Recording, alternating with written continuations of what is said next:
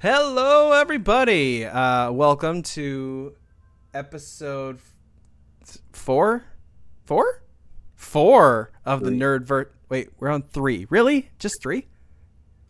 Yeah, should be three, Oh I yeah, think. because we did skip. Oh yeah, We we did skip. skipped. All right. Yeah. Well, welcome to episode three of the Nerdverse Odyssey. I'm your host Nico, with Hunter and I'm Rico. Hunter. Cool, great. He's Oh, there we go. figuring out the intros. He'll get there eventually. Yeah, one of these days, it's going to be so buttery smooth that even I will get wet. So anyway, I think because we're going to have to do this at a bit of a breakneck speed, let's just jump into weeks quickly since we had two of them. So, Hunter, how were your 2 weeks? Filled with nothing but COVID, the flu, and children who did not want to sleep or let us sit down. It was great fun. My wife was actually in a bubble at one point for Christmas so she could see people. Uh, there a couple things though that I want to talk about. So first, the Amazon streaming change No, went no, no, into wait, effect wait, for hold now. up, hold up. That's for the news section. We're just going to talk. We're going to do weeks really quick. So, was Okay, that your week? sure. Did you watch anything? Did you read anything? Did you touch yourself at night because your hair's blue? And I figured that's why Oh, it so that's turned that's blue. what you were trying to get me back around to. Yeah, Okay, yeah. fair. No, I really want So to know why you're trying to emulate Ninja. yeah, that's a terrible segue, and you could have got there a lot sooner by just asking directly. But also, no, it does really look like Ninja. So my wife had to take a flight to Australia to compete in a paint race. It's like a days long event where while there's a vehicle moving, you get a paint canvas and you're painting, and whoever has the best painting at the end of this event by a host of judges wins. And in order to support my wife while she was on this trip, my two children, 6 and 3, set up a salon inside of our house, and they proceeded to dye my hair and paint both my fingernails and my toenails Mhm. pink and blue. And they were going to do the makeup too, but thankfully we got distracted before they started trying to do that. And then the proceeds from that event, or from that session with the blue hair and everything, are what paid for her trip. That was a story that they made up in order to dye my hair blue. Mm. Nice. So aside from the blue hair, anything else? Any movies, TV shows? Yeah, I watched this really cool old indie flick that you guys may have seen. It was by the guy from My Private Idaho, Keanu. It's called John Wick. Really small flick. Oh, I'm sure you've never seen Mm. it before, oh, you watched but John Wick. yeah, and I've I hadn't I saw seen the it. play. Oh, good. I I remember hadn't reading the seen it book in back in the years. '90s. Yeah, yeah, yeah, and I hadn't seen the movie in years, but having watched John Wick 4 like 3 times last year, I was like, I should go back and rewatch the whole series. And I forgot how freaking motivated and dark that movie was compared to the rest of the franchise. Like when he goes into the Red Circle looking for Yosef, and he starts fighting like the very beginning when he's just like in stealth mode, like you're in Splinter Cell and he's just murking people before they even know he's there. At one point, like he finds one of the Russian dudes, pins him, and just shoves a knife into his jaw and looks him in the eye the whole time while the guy's dying. And like you could tell as the movie's going, he's getting more and more intense as he's getting back into life. That was so much fun. I wish the later movies had more of that instead of the pew pew pew pew. Yep. Mhm. Like I yeah. Yeah, Like that's fair. So you when just was the last watched. time you guys watched that movie though? For me, it was maybe about a year or two ago. I've only seen one and two. I haven't seen three and four yet. For me, it was a couple of months ago. My oldest son, he started watching them, so I think unless he hasn't, we have to watch four. But he went back and watched one, two, and three on that one. I highly recommend you finish the series, Nico. Yeah, It's it's so on cool. my list. It's on my The list. staircase at the end of number 4 and the top down battle view. Oh, there were so many cool cinematic bits of number 4. It had like the crappy franchise bits like with the Kevlar Mhm. suits that I still don't quite understand the science of how those worked. But at least they like leaned into it really hard to the point where like, okay, they're definitely in on the joke that they've gone too far. It's like every scene needs to include this just to let everybody know that the gag is known. Okay. All right. As long as they don't go Fast and Furious. I As don't far as how outrageous and far left it went, like So can we actually still say that jumping the shark is the pinnacle of stupidity in TV and movies, or is jumping the moon now the new one? I mean, that's got to be the new standard. God, those movies are absolute trash fires. I love them. All right, I guess I'll go next since we'll do alphabetical order. I also had a run in with our friend Rona. Wife got it for Christmas, and then she gave it to me for New Year's. But luckily, in that time, it was 5 days of no sleep because baby and child, and well, baby and child. Then when I got COVID, I happened to just go on a straight media spree because I got stuck in the basement and only went slightly insane. I rewatched all of The Righteous Gemstones. Season 3 was a banger. I highly recommend it. Caught up on Reacher. New episode was great. I'm only like 10 minutes into it. Oh, it's really good. I was waiting until after we're done here tonight before I finish it. Fair. I rewatched all of Goblin Slayer. Have any of you watched Goblin Slayer? No. It's really good. First episode's rough, but if you YouTube series? No, it's an anime that started out as a light novel in Japan, which is pretty much just it's a novella. But yeah, no, it's really good. I highly recommend it. If you wanted to get some of that like Dungeons and Dragons out of your system, because it's based off of the dude's campaign he was playing in Dungeons and Dragons back when he was like a teen. So it's got all that teen edgelord bullshit to it. It's really, really good. And the audiobook for the light novel is also pretty good. So I've been listening to that as well. I think that was really it. I did watch some movies. I rewatched The Big Lebowski because The Big Lebowski. The dude abides. The dude abides. And I think that's it. I think there was a few more movies in there that I watched, but nothing of like substance. As for games, I didn't do much. I did, however, play a lot of VR. Bought T for God.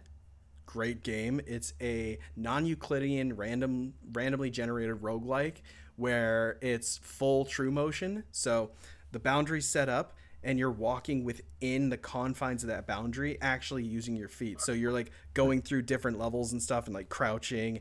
And what it pretty much equates to, you walk around in a circle for an hour and but it feels like you're climbing a tower.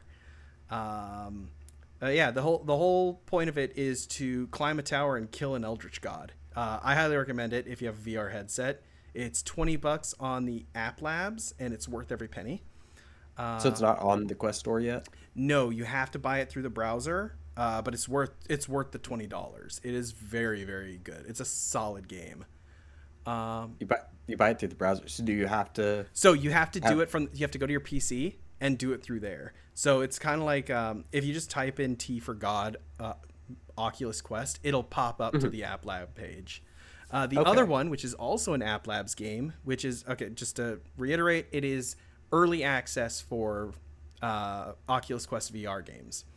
The other one I've been playing is Tactical Assault VR, one of the most bog standard generic game names I could ever think of.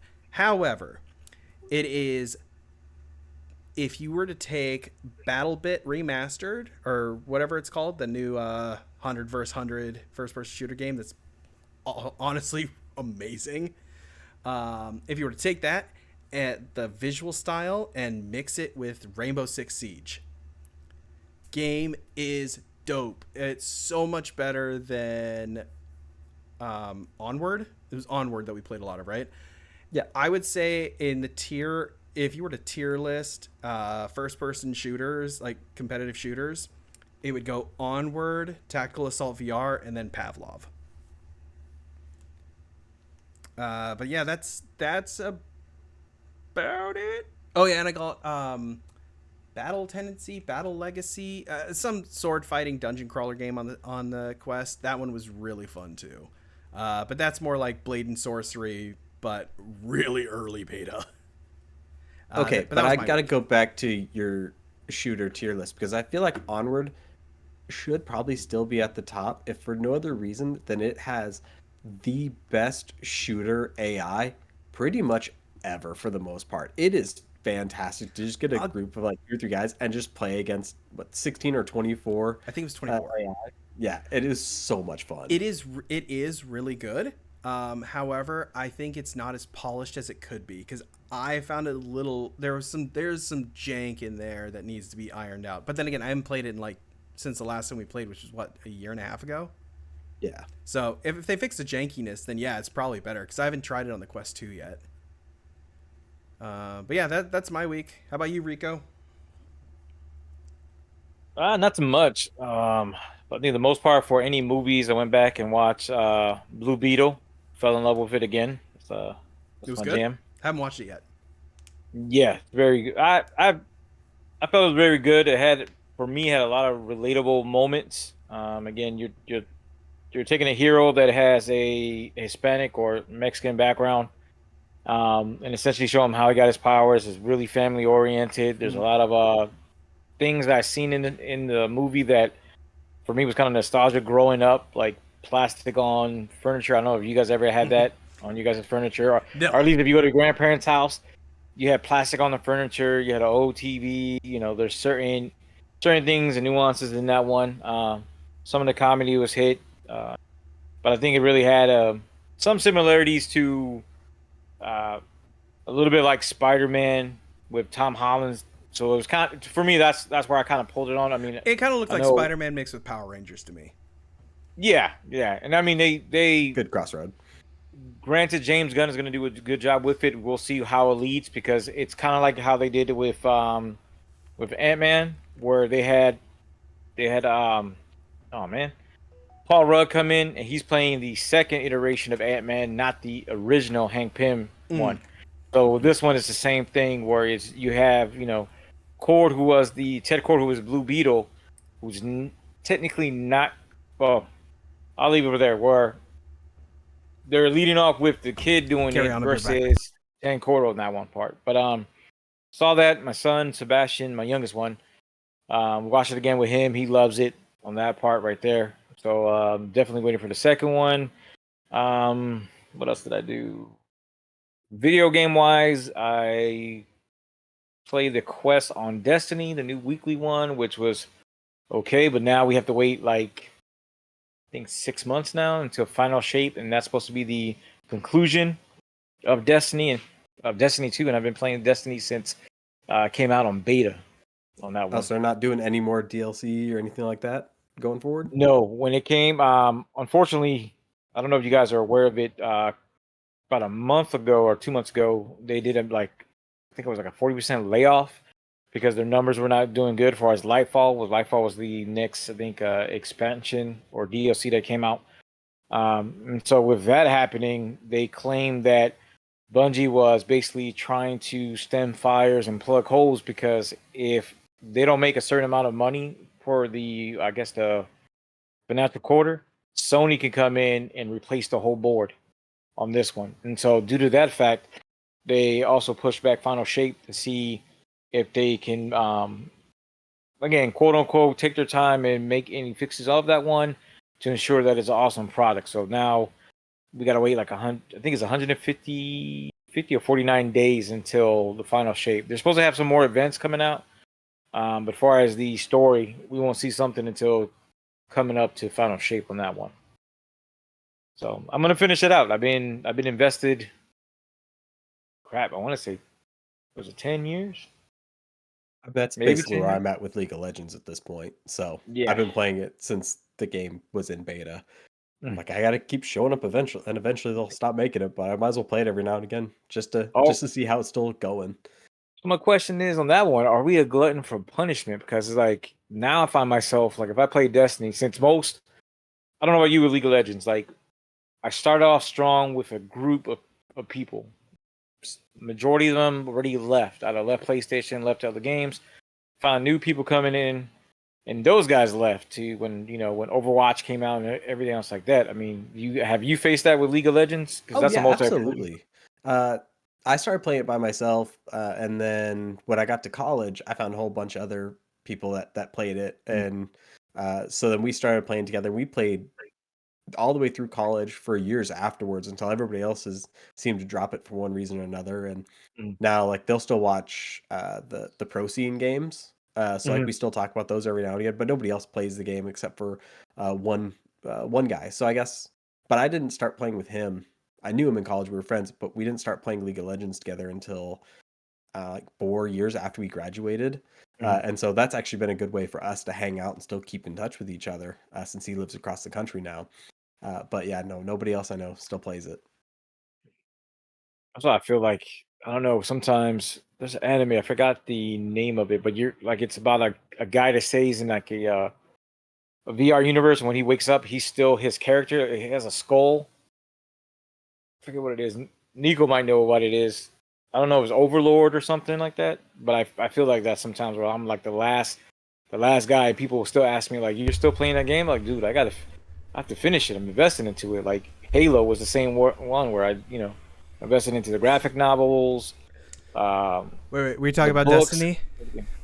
Yeah, because I was saying I played that one and I played the latest weekly quest that again Final Shape was pushed back, and so I'm waiting for that one to come out and finish it. So And here's I a think that'll question: probably be Can it. can somebody who hasn't played Destiny since Destiny 1 jump in right now? Yes and no. You can jump in, but the problem is, and it's been the big complaint in the community is, what stuff do you have to buy in order to get everything? Because everything's been monetized. So I could tell you to buy, Lightfall, but you might need to play. You might have to purchase Witch Queen just to kind of get the idea of where we're at now, since more characters are introduced. Not to mention that dungeons and other things you have to pay extra with if you don't buy the Whoa. package. Yeah. Oh, that was a big controversy too about microtransactions and stuff, and what Bungie was trying to do. Like I was telling Hunter, what Bungie was trying to do in order for Sony not to come in and wipe out their whole board. Like the truth came out this last go around when they did layoffs, and pretty much it's like if they mess up, Sony can come in. It's in their contract. They can come in and replace everybody from Bungie that's on the board right now at Bungie Wow. if they don't make a Okay. certain amount of money. That's rough. So I mean, besides Destiny, what you see right now, I rearranged my whole Section 6, I call it, the Dungeon Studios. Just reorganized it, catalog a lot of the pops, so put some stuff in storage, and I mean, that's pretty much it. Because I have a kind of like I don't know if it's OCD, whatever. Like everything has to fit perfectly, symmetry and stuff like Mm-hmm. that. So most of the time, it's just like I move stuff, I'll sweep, clean, mop, then place it, then I'll literally be sitting like this, and I'll be like, I don't know. This doesn't fit right. Then I have to switch it. Like my wife hates it when I do it, but it's like if I have to set up a room for anything, even if it's a living room, like I gotta move sofas and I gotta sit on the sofa. I'm like, okay, here's the TV. Let me sit here. So that pretty much was my weekend. Other than yeah, Christmas. I had a good Christmas as far as dinner. Oh, oh, New oh. Year's. What did New you Year's guys okay. get for Christmas? What did Santa bring you? I got nothing. I'm a father. What you talk about? Oh, well, Well, our kids love us. yeah, right. So Santa brought me the Army Painter Speed Paint 2.0 collection. Not the baby one, not the thing, but like the middle one that has, I think it's like 50 something pots of paint in there. So can't wait to get those on the test bench and try them out. What about you? What did Santa give you, Hunter? Santa gave me Super Mario Odyssey for my son Nice. because we all know that he wants to play that game far more than I do. Oh, of It's a course. fun game, but he got it, or I got it, and as soon as I was done unwrapping, he's like, "Dad, can we go play that now?" And there's still a whole tree of presents. So I got that, and I also got Crocs. But I was allowed to open one Croc at 7 in the morning, and they didn't let me unwrap the other one until about 4 o'clock in the afternoon, and I had to wear the left Croc all day by itself. So they wrapped up the Crocs individually. Yes, they did. Nice. They I thought it love was it. a great prank. That's funny. Well, I take that back. I didn't have no wrapped up presents, but I got pops. That's pretty much what Hey, I there you got. go. That's something. Complete sets. Ooh. So, what's your number one pop? Yeah, what's the one that if your house were to, knock on wood, this never happens, go up in an Mhm. alien invasion blaze, what pop is coming out of there with you? More than likely, there's only one. I can have like one in one No, hand. you gotta take one. You It have to would say be. from your family in the other Yeah, hand. yeah. The other hand's for your family, but you could at least take Eh, one pop. I Okay, would fine. say. Tell you what, you can have two pops, but your family's getting Can I answer the abducted. question? Can I answer the question? No, I mean if I could do one, I would say Alter Beast is a pop I collect that I got. Like Alter Beast, the Sega game. Yeah, but in my case, I first got introduced to it on a computer. Fair. Being that my dad was stationed in Germany, this was like I think 87, 88 maybe. And so if we were lucky when we would go to Frankfurt, which at that time I think had an army base there with Mhm. PX, they had their own little electronic store, electronic spot, and we were able to go there and play on the computer. And so that was the first Interesting. um, Okay. game we could play on that part. So somehow I forget where I was at, and I won't make it any sad, but there was a life altering event, and for some reason I found that pop, and that was just relatable to Hmm. my childhood. So that was like the very first one I bought, and then it just cascaded to what you see and what you don't see in here on Fair. this What one. you don't? What do you mean? What you don't see? Those are the two Oh, tote because boxes there's to his right. so you got these over here, those in the back, this in the back over here, this over here, and then in front it's a There's a whole wall in thing. front of you too. Okay, Yeah, dang, yeah. the marketing So works. Yeah. yeah. I would just like to say for the record that we are not sponsored by Funko Pop. Just But throwing if that out Funko there. Pops But we wants to will be. sponsor But if me, if Funko he wants Pop to wants to sponsor me, sponsor, yeah, Rico will totally review any pop you send him. oh yeah, oh yeah. I like money. I'll review any pop, and I'll say exactly what you put in the script. And that is why we're never going to get sponsors. Oh God. All right, let's jump to the news because there was quite a bit this week actually. Oh yeah. First off, I want to say, as a lifelong fan of Tetris, especially the NES Tetris, it has finally been completed. They what was originally thought to be a kill screen at level 32, I think was the highest people have gotten to before last week. Mhm.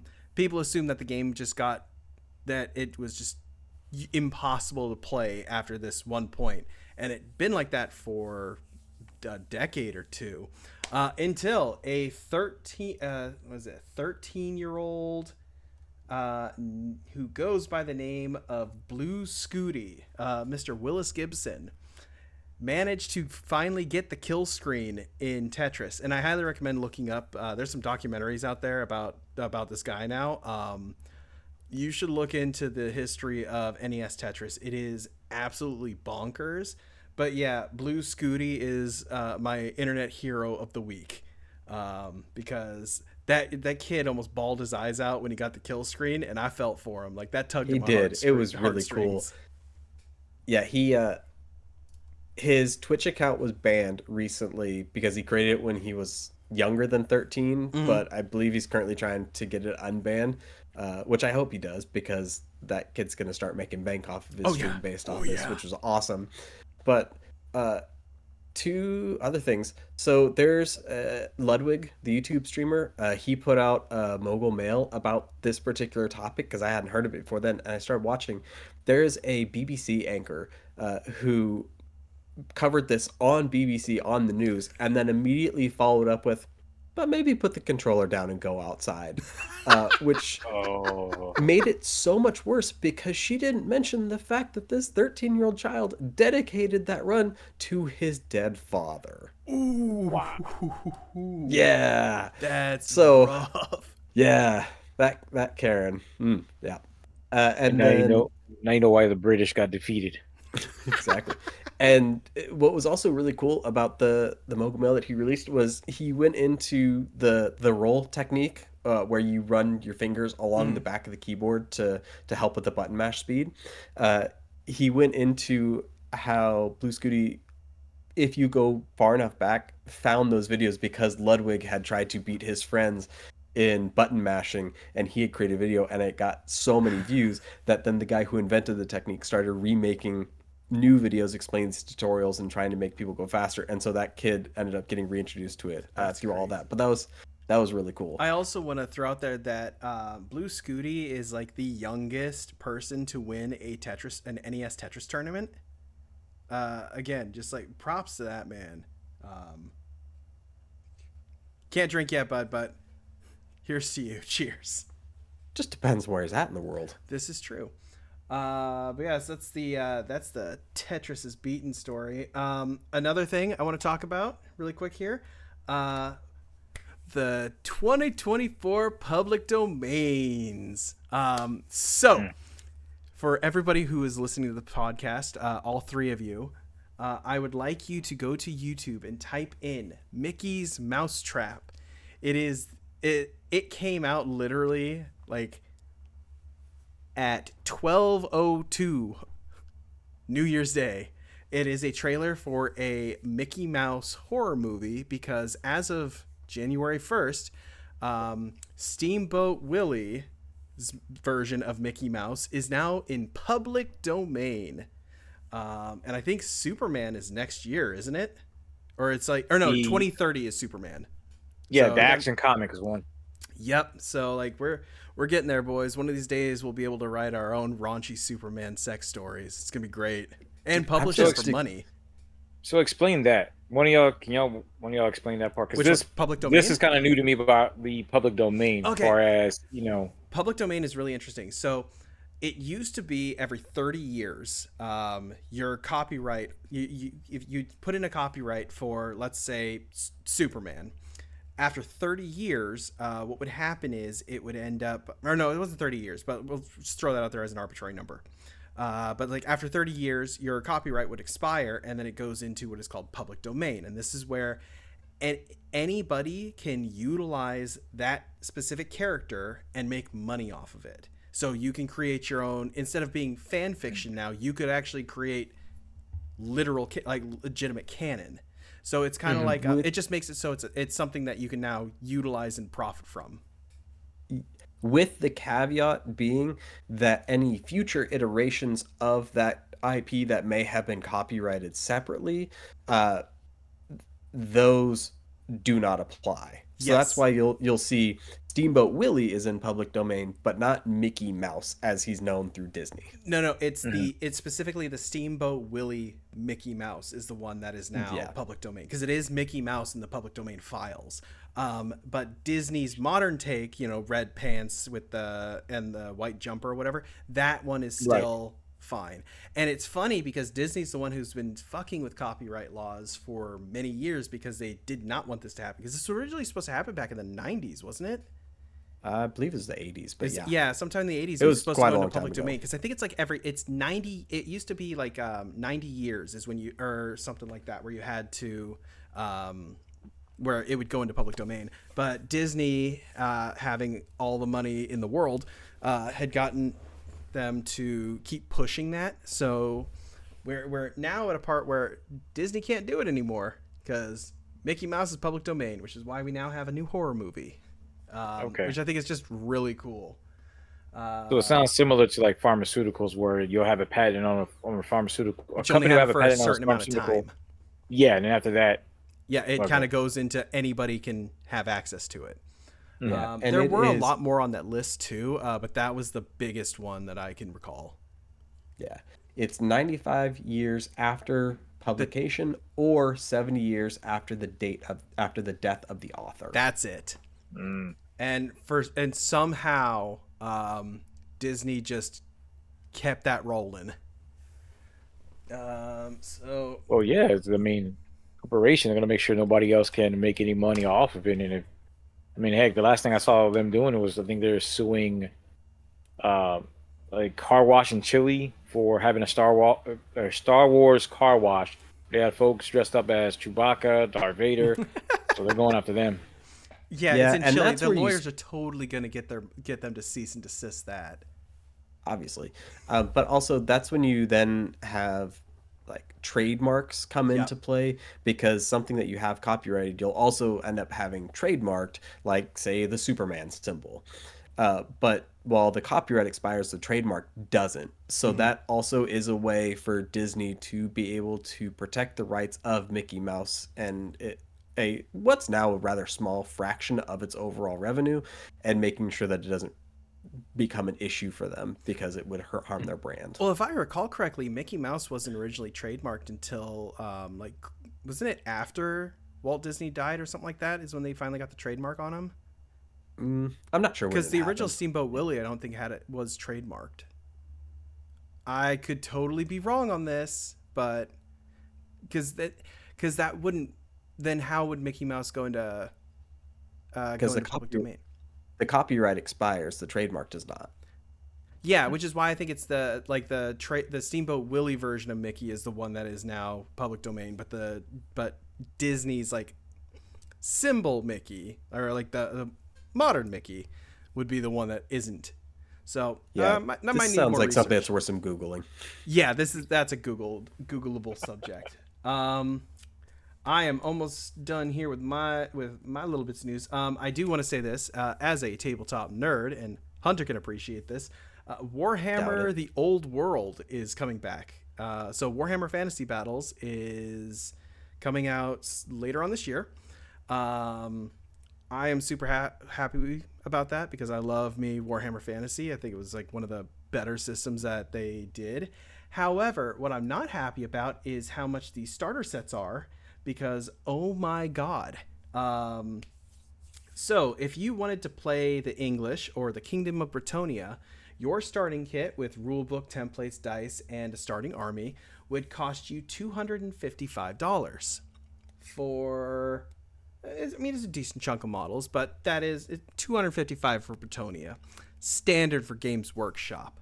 And then we look over at the Tomb Kings, who's the army I want to play. $290 fucking dollars. Drop in the bucket. Why? I don't know. See, that's what I can't figure out, because it's about the same model count. But like the Tomb Kings are stupid expensive. Like a pack of 20 is almost $90. And I'm like, when did we get into more expensive than video games territory? So I mean, couldn't it be on the hype, the fact that, again, Henry Carvel, he's part of he's a the 40K fan. Yeah, he has a Custodes army. so I mean, as far as that, and they're trying to, yeah, I guess maybe get off the hype of it, because now, I mean, no, so that's a different world within the like Warhammer okay. ecosphere. Warhammer Fantasy was their sci-fi or is their obvious fantasy game. So it's like rank and file units. So it's almost like you're playing like an old Napoleonics game where you have like trays of men that you move through the field. It was the same deal with fantasy. I know the Tomb Kings have been gone since like 2002, which is why I think they're as expensive as they are, because people have been bitching at them to re-release them since like the early 2000s, after they discontinued the line. So I think that's what the price increase is for, because idiots will buy it. I would love See, to, but that price is too much for me. That's where I was about to go. Of they can charge this amount of money because their primary audience are mid 30s to late 40s IT nerds who are going to buy it for nostalgia purposes, if nothing else. Exactly. Like, I'm not gonna lie, when I saw it, if it weren't for the 290 price tag, I would have already pre-ordered it. Couldn't you make your own models though, or no? Oh yeah, like I can 3D print the entire thing, but it's something about those models specifically that are what gets me. So it's pure nostalgia. Gotcha. I can't knock you for that one. Also, it's the same thing you see with Magic cards, which is really stupid because if you're not playing in major tournaments and you're just screwing around with your friends and playing EDH or Legacy decks, just make a proxy card, write Jace Bellerin on top of it, and call it a day, or Jace the Mind Slayer, or Black Lotus, because you're never going to be able to afford that. And like it's just that people want that status symbol of I bought this. It's something really cool. I want others to know that this is mine, which is what makes them go out and spend hundreds of dollars on Magic decks when they have no purpose or need to do so. And as somebody who's been addicted to cardboard crack in the past, I refuse to go back. I can't play Magic anymore. I'm sorry, all of the Warhammer stuff, and you're saying addicted crack. in the past. That's plastic crack. That's not cardboard. It's different, okay? It's a different vice. Fight. All right, and last thing for me is I wanted to talk about this. So Microsoft have put out that they're going to be porting over a lot more AAA games onto the Switch. A lot of people are assuming that's going to be things like Call of Duty, and because really that's really the biggest thing I could think of that Microsoft has right now since they just acquired Activision. By the way, Bobby Kotick finally out. No more Bobby Kotick at Activision.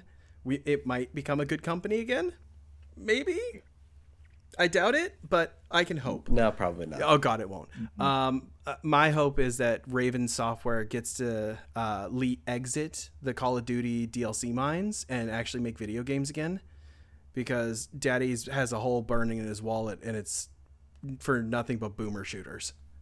No, they can go out of business whenever they want. That's totally fine by me, so long as they make another Tony Hawk Pro Skater before they go.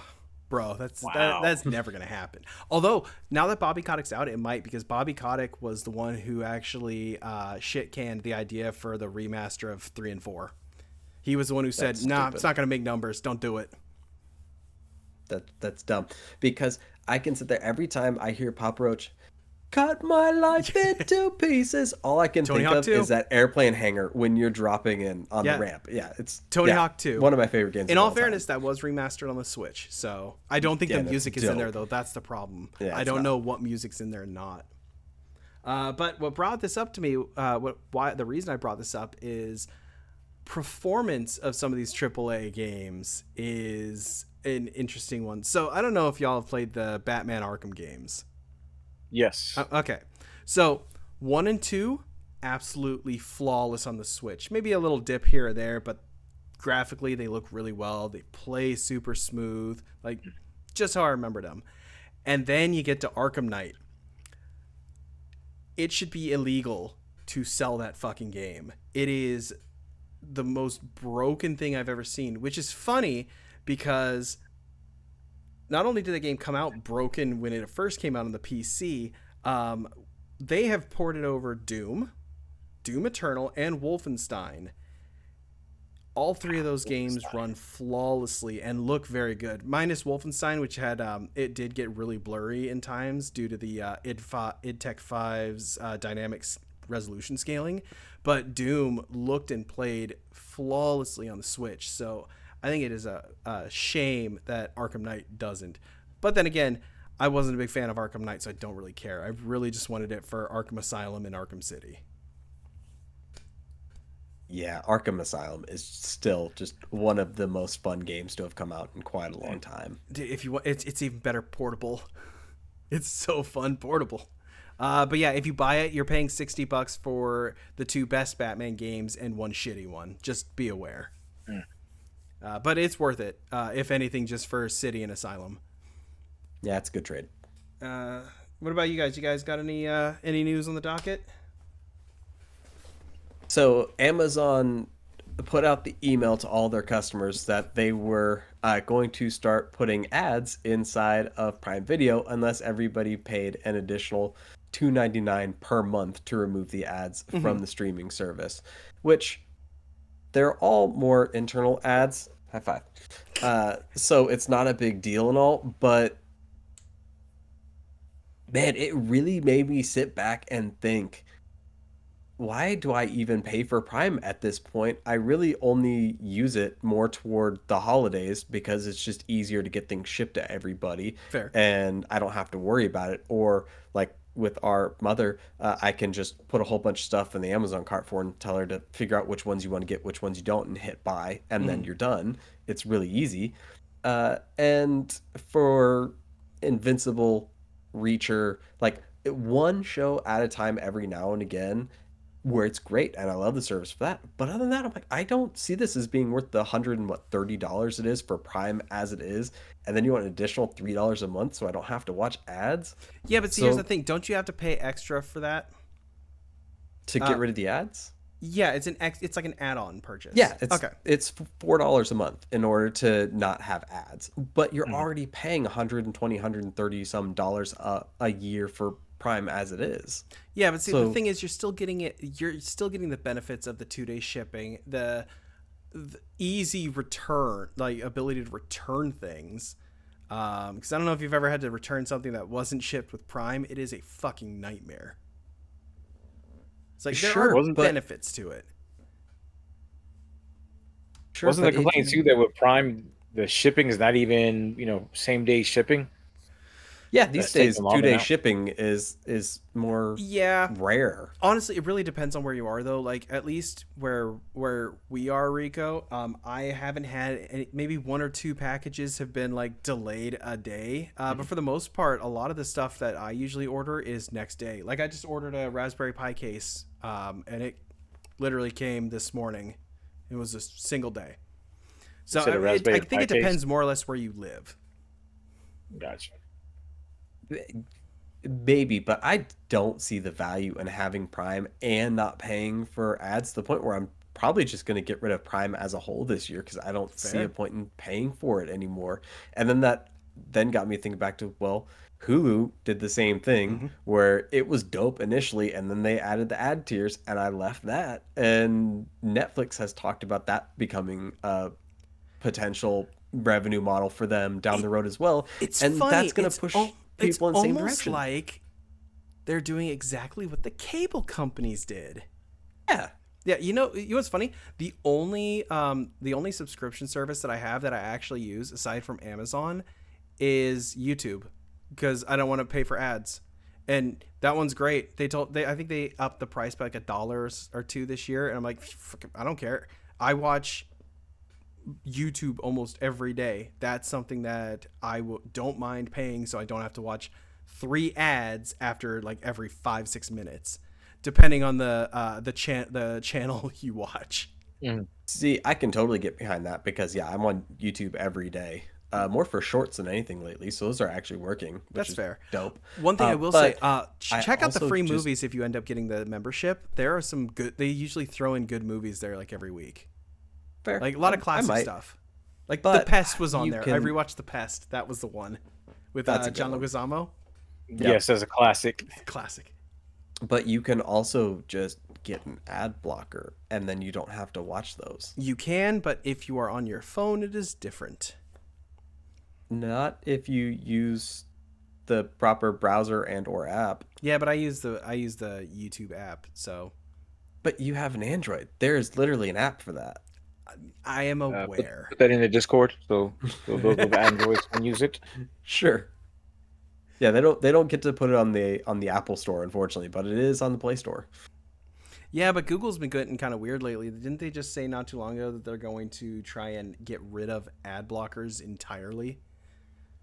Yeah, and they were also caught slowing down web pages on Firefox and Internet Explorer. So they clearly had the right idea when they got rid of the do good portion of their slogan.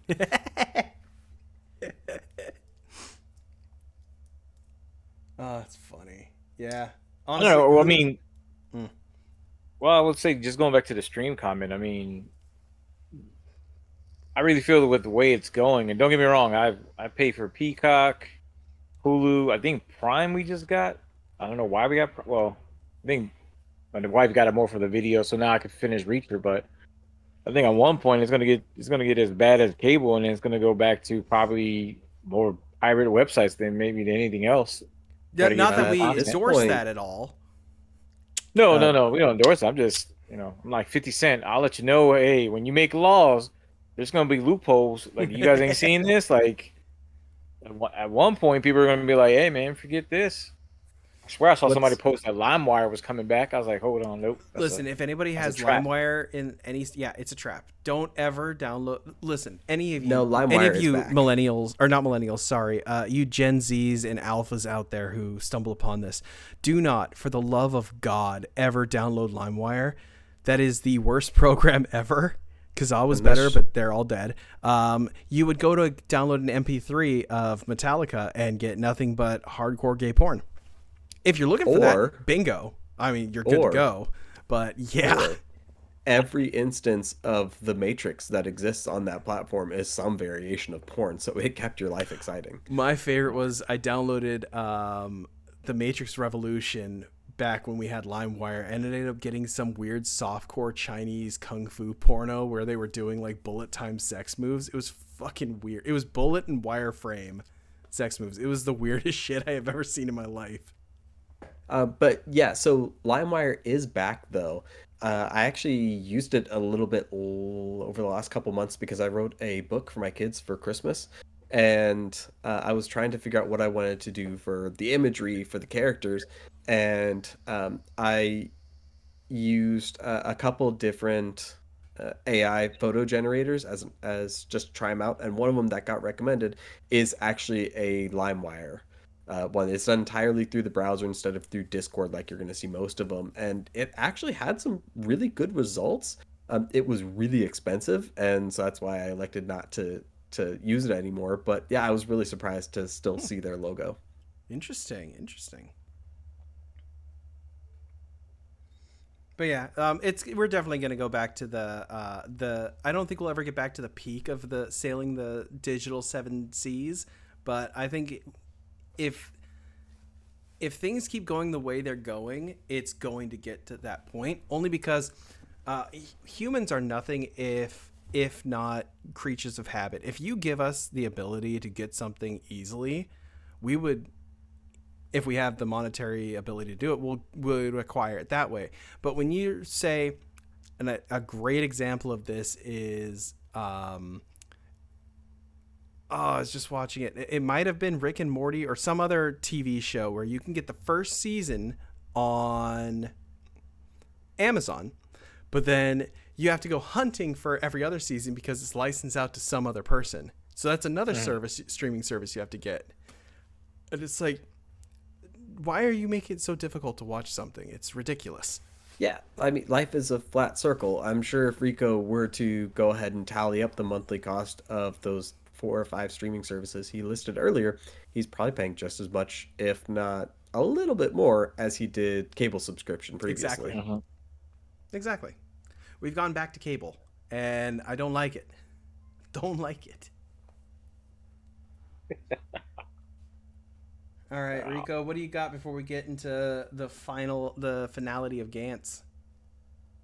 Because I see you got My something side on topic here. for this one was basically with the expansion of metaverse and virtual reality. There was an issue with a 16-year-old that got accosted in a virtual room by men, and so what got me was that this happened in the UK, that the actual police are investigating Mm-hmm. this with a possible SVU type of law and order to get charges. And I thought that was kind of interesting because again, it's one of those things, if it happens in this, fake verse, is it real?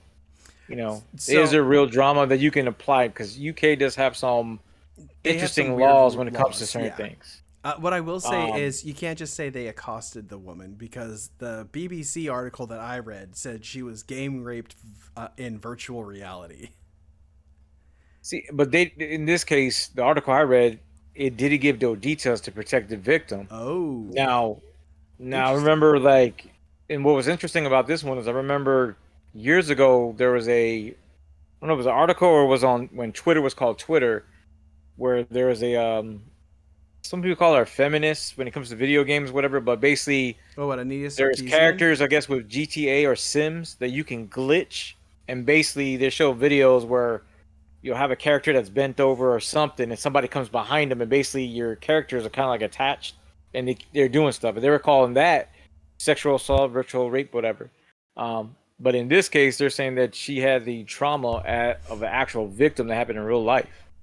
And so the question comes like, is this something that has to be policed? And then, if so, how do you figure it's going to be happening? Because as stuff comes around, it's going to get even crazier and crazier on that So part. I'm gonna be the asshole really quick and say, Oh, there's one time. yeah, just this one time, of course. Listen, I get it. It's that probably did emotionally affect her a lot. However, you're wearing a fucking VR headset. Just take the thing off. Nothing physically happened to you. It's like I think there could be more to that. Like maybe I'm not a good person to talk to answer any of this. Dig the hole. Oh yeah, no, I'm gonna dig it. I'm done now. I just got canceled on everything. You should be. Holy shit. No, Hunter and okay. Riku do So not condone or no, support that's fine. those Hunter's comments gonna go made by right Nico. into it. yeah, so Hunter knows I'm a jaded I don't- bastard though, so I don't obviously see a way that she could have been virtually physically assaulted.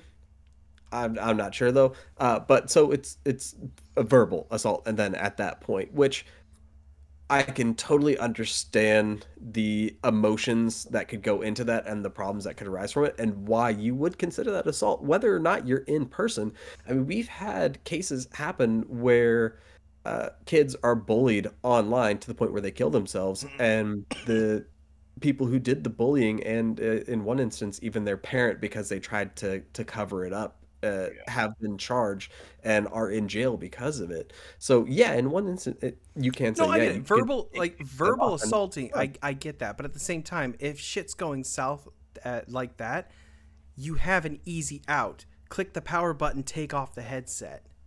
You say that, but it's the same with any sort of virtual bullying. People either try to double down and get themselves out of it, or they just can't find a way to ignore it enough, and eventually it breaks you down, and it can cause serious problems, which lead to teen suicides that I was just mentioning. So, yeah, you would think the logical thing would be to just pick up the headset or the headphones, drop your phone, whatever it is, and just walk away. But people have a legitimate problem doing that, and there's no real education or any knowledge around how to tell young impressionable kids how to deal with those situations yet, because they are so new that it does result in these kinds of situations. All right. I concede. Still not gonna play the asshole card, but I'll concede.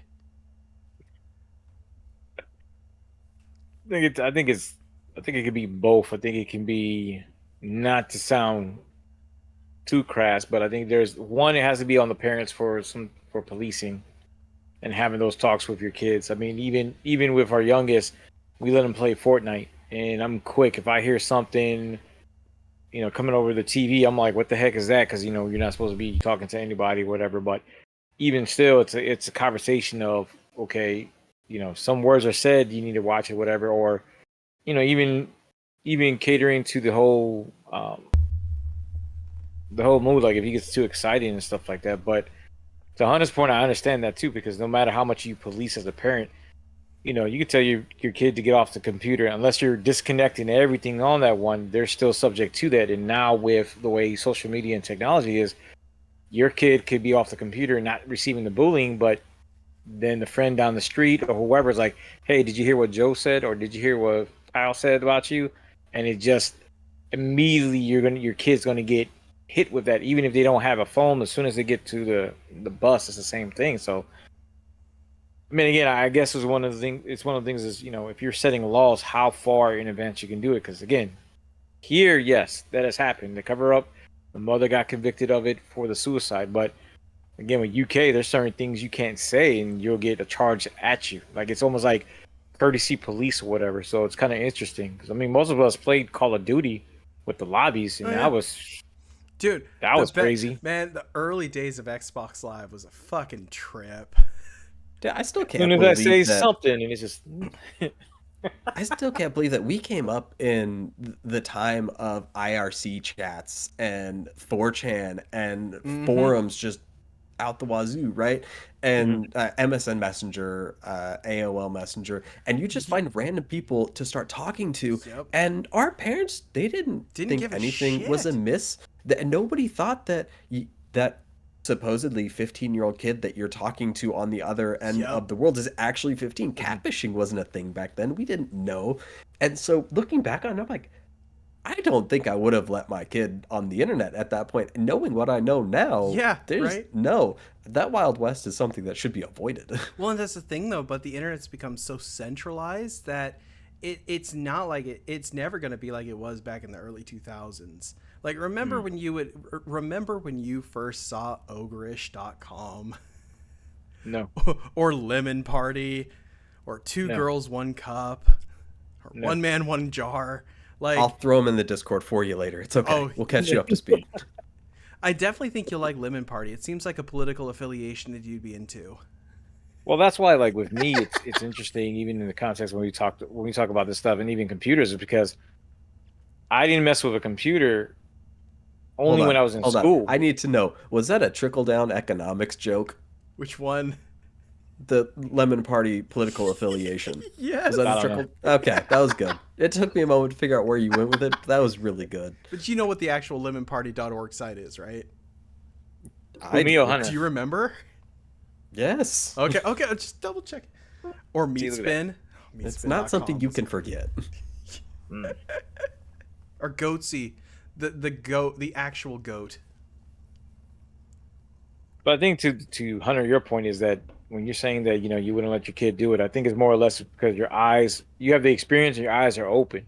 I mean, Yeah. again, computers for me, unless it was in school, we didn't mess with it. Like I didn't really mess with the whole chat room until it was like like roughly my second year in the army, and that's only because the guy, one of our new roommates, he's coming from Michigan. He brings the computer in, and he's like, "Hey, you ever heard of this before?" AO. And a matter of fact, it was AOL. I'm like, "Nah, I never heard of it before." And there you go in chatting and stuff. But one thing I can at least say that as a parent, as you grow up and you see, is just like when I was younger, and my dad would be like, I'm going outside, and my dad's like, "Hey, watch out! Somebody may grab you." And I'm like, I'm a 14-year-old kid. I'm a boy. Like, ain't nobody gonna grab me. Like, what are you talking about? Like, I'm living off the army base. Like, ain't nobody Mm-hmm. around here gonna do that. And then as you get older, you find out like, oh no, they do snatch up little kids, little boys, and they do stuff. And I'm like, now that you see that, you're kind of more cautious on that Oh, part. But oh yeah. Like Hunter and I grew up in Idaho, and I can count. I can't even count how many times our parents just like say, "Be home by dinner," ish. Yeah. And we just Yeah. jump on our bikes and leave for 6-7 hours at a time. Minimum. Yeah, right. That's when I almost got trampled by that moose. Well, you deserved it. Fuck you. that could be also a culture thing because I mean, for me, it was mostly, hey, you can go play outside every so often, check. But as soon as the street light comes on, or in our case, if you heard a whistle, it's like, oh crap, we got to get home quick. Like, and don't you go in nobody's house? Yeah, right. But no, for the most part, we were pretty much like if we wanted to go outside, we Free-spirited? just jump on our bikes and dip. Bunch of Yep. hippies out there in Idaho. Well, the best Super part weird. was we were like a 5-minute bike ride from the lake. So like Hunter and I used to bike down the lake all the time. Like I'm surprised we didn't drown at some point because we were dumb as shit. I mean, I tried. It just wasn't very successful at it. But yeah, man, it's totally different times. It's fucked up. Like, cause I can't imagine ever letting my kids do that. Like I would never. No way in hell. Right? Yeah, when we went to not Six Flags, but the park right next to it, SeaWorld in San Antonio. Uh, I knew like my daughter, she's only 2 at the time, so like it was really easy to keep track of her. But with both her and my son, they were wearing basically an air tag the whole time while we were there. Yeah. So if they ran Wow. away, we knew exactly where they were at. And it was easier, and it's a lot more peace of mind in that case, right? Because you're not constantly looking to see, okay, is my kid still here? Yeah, okay, we're good. But yeah, like I can't just imagine them going outside at 6 or 7 years old and just being gone for 9 or 10 hours without any supervision and just be like, yeah, they're gonna make it back home. It'll be all right. You know what I can't even think of? I can't think of letting Lehan run to go to the toy aisle in Target by himself. I can't let him do it. I don't know how mom did that with Nah. us. That's true. We would go into Yeah. Target because my mom could shop. Like, we'd go to any store. We'd be like, hey, can we go to the toy aisle? Can we go to the toy aisle? And she's like, yeah, sure. We'd go to the toy aisle. We wouldn't see her for like an hour. At least, yeah. Yeah. And it was like 5. He was 7. Like Yeah. really It young was- kids. It was the tall one watching the little one. Yep. And the See, right camera's there, watching the big one. Yup. Yeah. And see, for me, I can't even say I can do that. That was more of, hey, when we get in the store, don't ask for nothing, don't touch nothing. You're right there. You go anywhere far. Hey, where you going? Okay, we're right back on that part. Only as we got older did we were able to kind of venture out on our own and stuff like that. But Yeah, Yeah, and I mean, if we shit, we circle were at like it on 5 years back- old watching on the, like, sitting in the front seat of the car. Like, Yeah, I do remember you- a do you time when you remember the- didn't have to buckle your seatbelts in the back. Yeah, but And I'm also only you like had, 5. I can't remember if it was the old Focus or the old Taurus where you had the front seats, the back seats, and then the third back- row seats yeah. that were facing the hatch. And I remember sitting in the hatch of that thing, it was like facing backwards and watching cars drive towards us. They go, I made a mistake. I'm in trouble. Yeah. Or remember But when you as could we just sit in the, circle you it can on sit in the bed back- of a truck. Yeah, that was also a good time. Mm-hmm. All of those things we had to live through and experience and figure out, well, what was okay and what was not okay about these situations, and where can we learn and improve, and how can we part that information onto the next generation so they can have that learned foundation and they can continue to improve upon it. And that then goes back to the same thing with emotional abuse in VR chat rooms, meta, wherever it is, text messages. It's definitely a new space, but it's definitely one that needs to be explored a lot further. I can see that. And I think one of the biggest things is you just got to talk to your kids. Like, that's one thing that I don't see is, like, parents actually having conversations with their children about stuff like this, or in general. Like, mind you, I work all day. I work in the office. I come home. Last thing I want to do is deal with tiny children screaming at me for things. But at the same time, it's like I still find the time to sit down and talk and, like, have that real talk with the kid, with my oldest, because something happened at school, had to explain it. Or like today, I bought him some Minecraft pack on his Switch. He screwed something up and then it just disappeared. So I had to, like, have a talk with him about, listen, yeah, this sucks that it happened, but we can fix this. It's not the end of the world. So it's like, you kind of, your kids are sponges. You got to teach them. So when they stop being sponges, at least they're going to rebel against you and say, fuck you, Dad. But at least they'll know what I told them and think twice. They might still It'll do be the in the stupid back of things their they do, mind. but it'll be in their head. That, and to be fair, when I say bad words, that's when my son knows, oh, it's real time. Something happened. When do you not say bad words? I am very, very not... Okay, shut up. You're a liar. A You little Yeah, I didn't don't bit. see you finish getting. that. I don't ever see you getting angry. Like you don't. No, I seem the don't. type. But it's like there's it'd like a be kinda tone I funny take if you when did. something bad happens, and it's like, what the He gets like the real frowny face. Oh, yeah, and I get he like the- legitimately stomps on the floor. It's hilarious.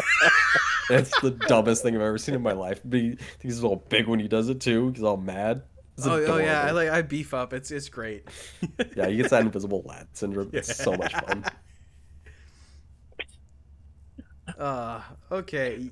So we are at the hour mark. Y'all ready to blaze through the ending of this shit so we can start talking about just regular nerd shit?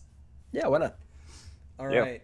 So where we need to pick up from last time, because I just re-listened to the old podcast because I remember there was some notes I needed to, like, key in on. We left off after the Gantz mission was over. What was it? It was right after the Italy mission. There's 2 Kais. We left off when the journalist was Sebastian in Germany, and he was going to speak to some millionaire mogul who had information on Gantz. Y'all want That to sounds about right. pick any of this up? Yeah, Because so you'll probably be able to tell the reasoning behind it a lot better than I can. yeah, so man, this story had literally no backstory, no thought, no development up until this point, and it was pretty much right here where Oku was finally like, "Hey, I know what to do. I know how to land this plane," and he actually started giving us some form of information about the series, which made it fun. Everything up until this point annoyed me about these books, but from like here forward, I really enjoyed it and had fun reading this series. What it effectively came down to was they were brought to this wealthy German man's mansion, and they're walked through the mansion until they get to a room with a disabled girl in the bed, uh, chanting. And I can't remember if they were numbers or symbols or what So it was, I'm gonna but say this really. I don't know exactly what the terminology is, but same thing that Rain Man has pretty much, but almost like a higher level of it because she was essentially an invalid.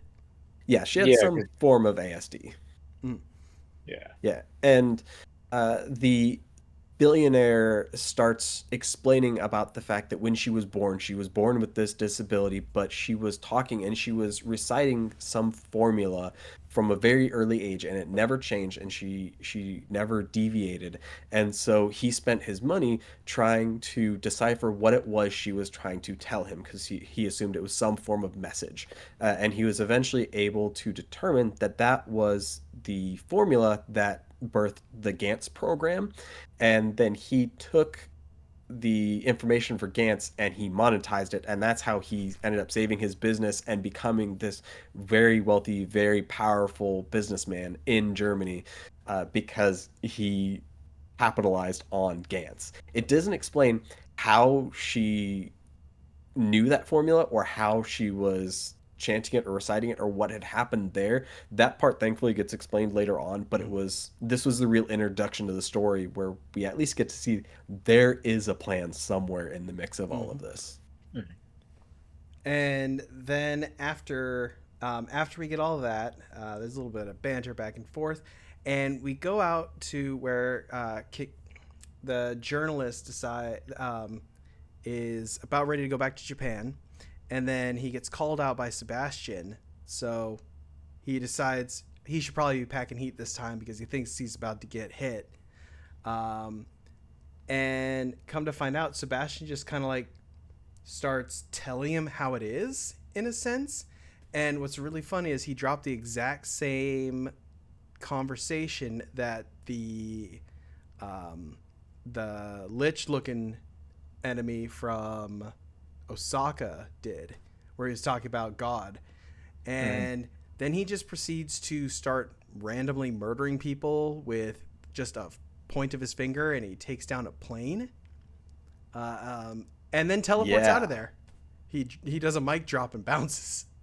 Yeah, bringing down the plane in the middle of a city in Germany, that part was unexpected. Yeah. Yep. But yeah, so I thought that was like a really interesting because it like Hunter said, it was the start of where Oku seemed to have he I like to think he knew how he wanted the story to end, because out of the entire story, the ending is the most flushed out. It has honestly some of the most character development, and it has like the best pacing, the best art, like the way he designs the ships and the aliens is just like, it was really, really good. And yeah, it just makes me think like he knew how he wanted this story to end. He just didn't know how to get there. Yeah, literally no idea how to get there. He pulled so much out of his ass the whole way through. What was your thoughts when you finally got here? Were you relieved as much as I was? Me or Nico? Yeah, you. Sorry, yes. Me, I was happy that something was coming out and it was being explained about, at least we were getting somewhere with it, versus the whole randomness of it. I think with the number of things not being fully explained, at least for me, I kind of clinged on to it like the show Lost, because you always have the obsession of the numbers that was going there. Even though I thought Sebastian, with his actions and even when he was talking, I kind of thought that he was like part of Gantz, because again, later on we see that there's a whole bigger thing that comes with it. But at least at this point, you see him fleshing out the story and at least getting somewhere with it. Like I told Nico though, I don't agree with the ending. I didn't really like it. There were some things Yeah, that he didn't like the ending. Interesting. All it right. Right? That's what I it said. left more questions, and I unless I somehow skipped a chapter, I didn't like how it progressed. I was like I'll put it this way: there was one point, and we'll get to it. There was one point where I literally like Hunter, your voice was in my head because I was like something happened. Then I'm like, oh my god, like this is what he was talking about. This is the plot armor. Like I was getting at one point I was like I felt bad for one character. Like man, just do something with it. Like it doesn't make no sense, but you just keep on going. But I mean, to this point, I'm glad that something had came about, and hopefully, as it transcends, it gets a little bit better on that part. Yeah, I cared a lot less about the plot armor in this last arc than I did the rest of the series, and that was definitely because I was felt like I was being rewarded by reading it, and I was getting some form of story and a really cool progression, and I was excited to go to the next chapter and not just, oh, well, how the fuck do they manage to live through this next insane battle where the power scaling keeps going up and none of it makes sense. So like I gave it a lot more leeway when I had faith that he knew what he was doing. Okay. Uh, so now we enter the catastrophe. The sky is red. Um, America has fallen, and we are now at the War of the Worlds. Yeah, When you guys saw the plane come through when it had the red sky panels, did you think that was a Gantz plane? Because Yes. I thought it was a Gantz Yes. plane the entire time, and I had so much trouble determining what was the baddies and what were the good guys. So, yeah, we haven't gotten to it yet, but when we get to the answer, the creature that gives the answer pretty much explains that. Because the technology, the Gantz technology is almost exactly the same as the invaders. Yeah, that's true. So, and I think Yeah, that's what he mentioned something about that. How, but we'll get there because that is probably like the peak of this story is the answer.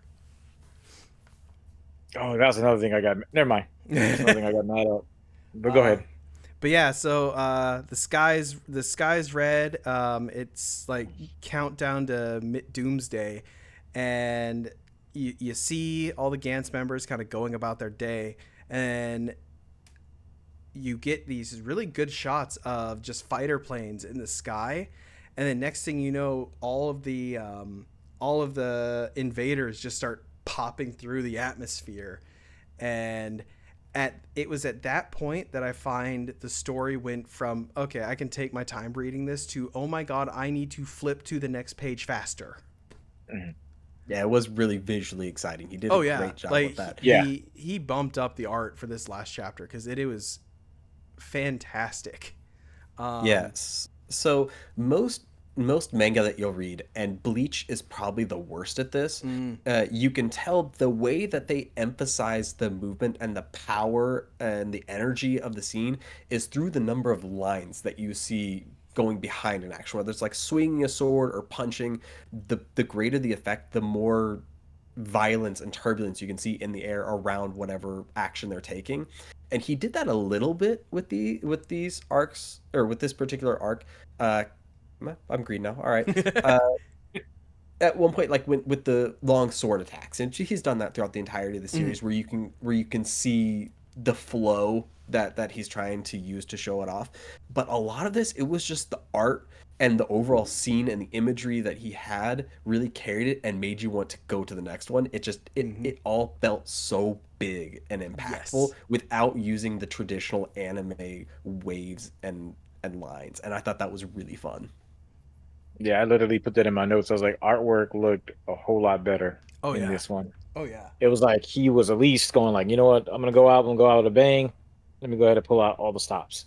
And I would just like to mention, as a 40K nerd, the invaders, when they get their suits off, look almost exactly like the Eldar from 40K, just with an extra set of eyes and super tall, up to and including their weaponry. Because when they were shooting, they're launching they're pretty much using shuriken cannons. Like, because they shoot giant Basically. blades at things. So yeah, it's almost like the Eldar but bigger. I thought it was really cool. What I thought was kind of funny. I did do that on my notes later on, where I said like it seemed like the more advanced civilizations, the more simplistic their weapons are. Mhm.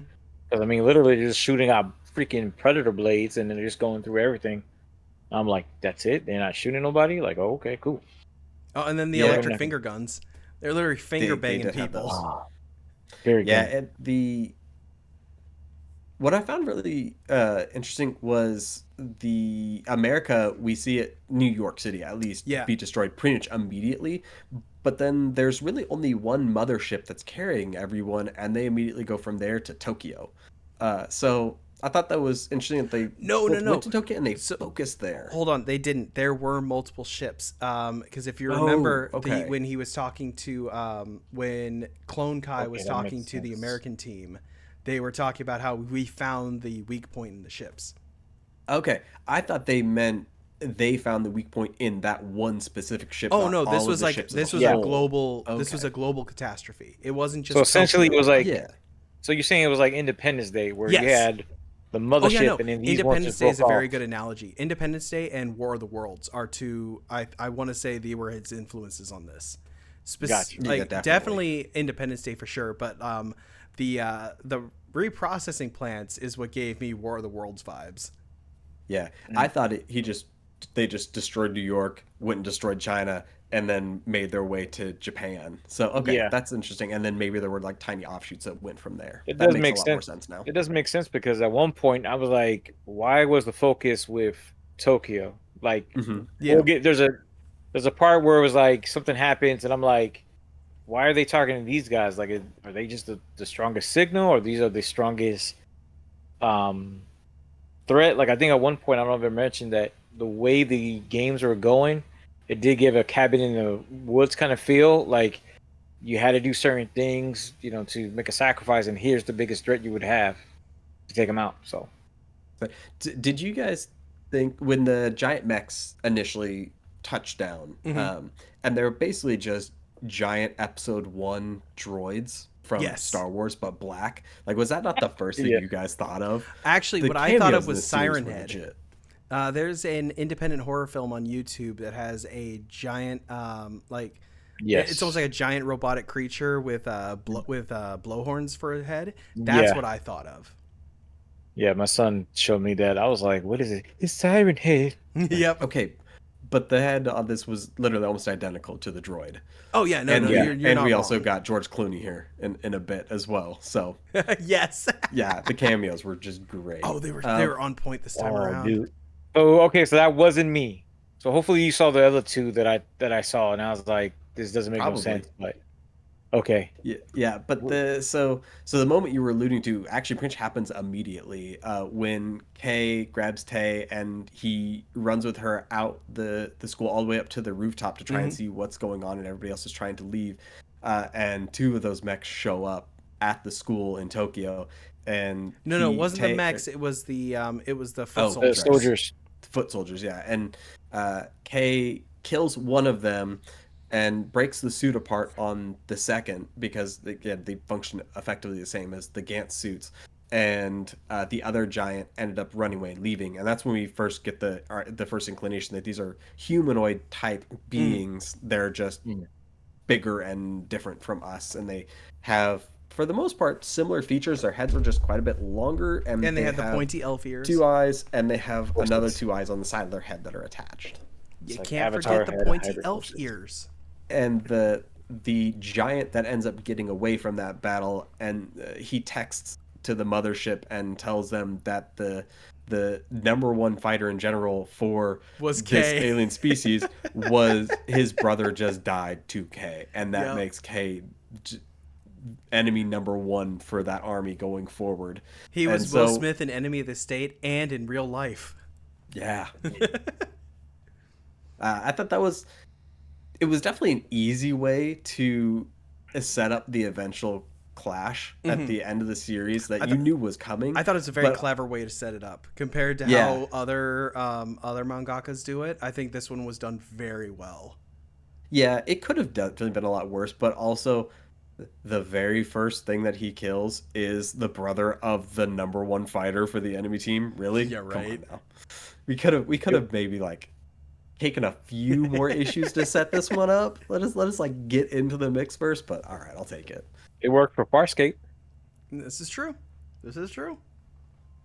Um, but yeah, so after that, was it they decide to the teachers and some of the students decide to follow Kay because they're like, okay, so this guy knows what he's doing. They end up kind of hiding throughout Tokyo until nighttime, and they find themselves in a hotel. They stay there for a while. They start getting to sleep, and then next thing you know, Kai wakes up and starts getting teleported somewhere. And Tay is now alone again as she sees Kay disappear. Yeah, and she doesn't see him disappear. She sees him be torn apart one layer Yes. at a time in front of Yeah. her eyes, which she now knows that he's a super strong and dope fighter, but I don't think he had an opportunity to explain to her exactly what the transporting Yeah. situation was like ahead of time. So that could have been a little traumatic. Yeah, because at this point, the only thing that I noted was that at least Kay explained a little bit of like she was asking something and he responded. I wrote it down like he responded like a soldier, like it's something like you can't understand that we have to do in that matter, which also made me appreciate at least the far as their relationship kind of going because they're still young kids, but he's still making the responses, acting the way he acts, and he don't have time to explain it. Oh, and there But was I do there like was a line she said that was really good too, where Yeah. she's like holding his face. She says, "You've grown. Like what happened? Like you've grown so much." Yeah, I War mean, will do that to you. so since you said that that was the one thing that later in my notes that I wrote, and I mean maybe you guys think it's a stretch, but the way I felt with this was like it was like the draft, like Vietnam. Yeah, well, that's what I said Like earlier. Like in the beginning, it felt like they were they were conscripts to a war that Yeah. that they knew nothing about. And that's one thing that I don't know if I wrote it. I wrote down unless it was in the thing, but basically I wrote like war changes people or it reveals who they really are. Mm-hmm. And I feel like with him, it was more or less of he's a young kid getting drafted in there, to the point maybe on the level of like World War II, where you're seeing stuff and you have no choice but to react. Mm-hmm. Like as soon as you hit the front line, boom, somebody's going down, and it's like, dang, you just talked to that dude, but you got to keep on going on that part. The only thing I would add to that made me kind of laugh is like for this whole time they were making fun of him as he's the daylight lantern. He's the daylight lantern, and he literally becomes the light to lead you guys now. Yep. Like I just laughed at that whole part. Like, okay, now suddenly he's your savior. Hey, we could stick with this guy over here. Like, again, I guess that's more me personally. Like, as far as like bullying or whatever. It's like, oh, okay, you bully this kid, even the teachers, you call them crap. Now you want to be, hey man, can we hang out? Can we do something? Like, I Yeah, do want and to point that's something out that we missed in the last podcast. It was one scene that I thought was really funny. There's a when the clone of K comes out, at one point he ends up like kind of like diverting from Reika and goes and sees the real K and kind of explained what happened. And real K was like, "Oh man, dude, that's awesome. Like that's totally cool. You get to be with Reika. That's dope." And he's like, "Oh well, I mean, if you want Reika so much, why don't we just swap places?" He's like, "Nah, fuck you, man. But go enjoy it." And it's kind of funny because it kind of goes to that time. Like, yeah, he may have grown a lot, but he's still a kid. yeah,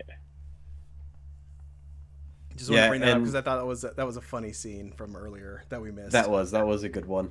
And we also get to see that all of the aliens stop fighting at night. It's not Yes. really explained why at the time, but as soon as the sun went down, they just all commenced a ceasefire.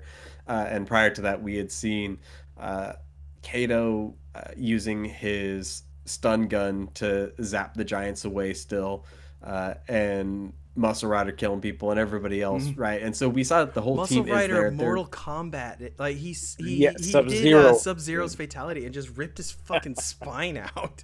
Predator. Yeah, and they're all thriving in this battle. Oh, yeah. And eventually at night they also get transferred and they're not sure why. And then we show up in a courtyard with 3 Gantz balls and a whole bunch of confused people from all over the world and 7 All over dudes up Tokyo. on the all over Tokyo. It was just sorry. the Tokyo. And, Yeah, it was just the Japanese team.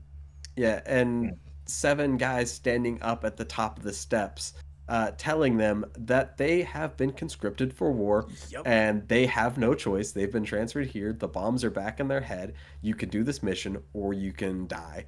You'll probably die on the mission too, but at least you have a chance. And they're going to transfer up to the alien ship and they're going to defeat them from the inside out. And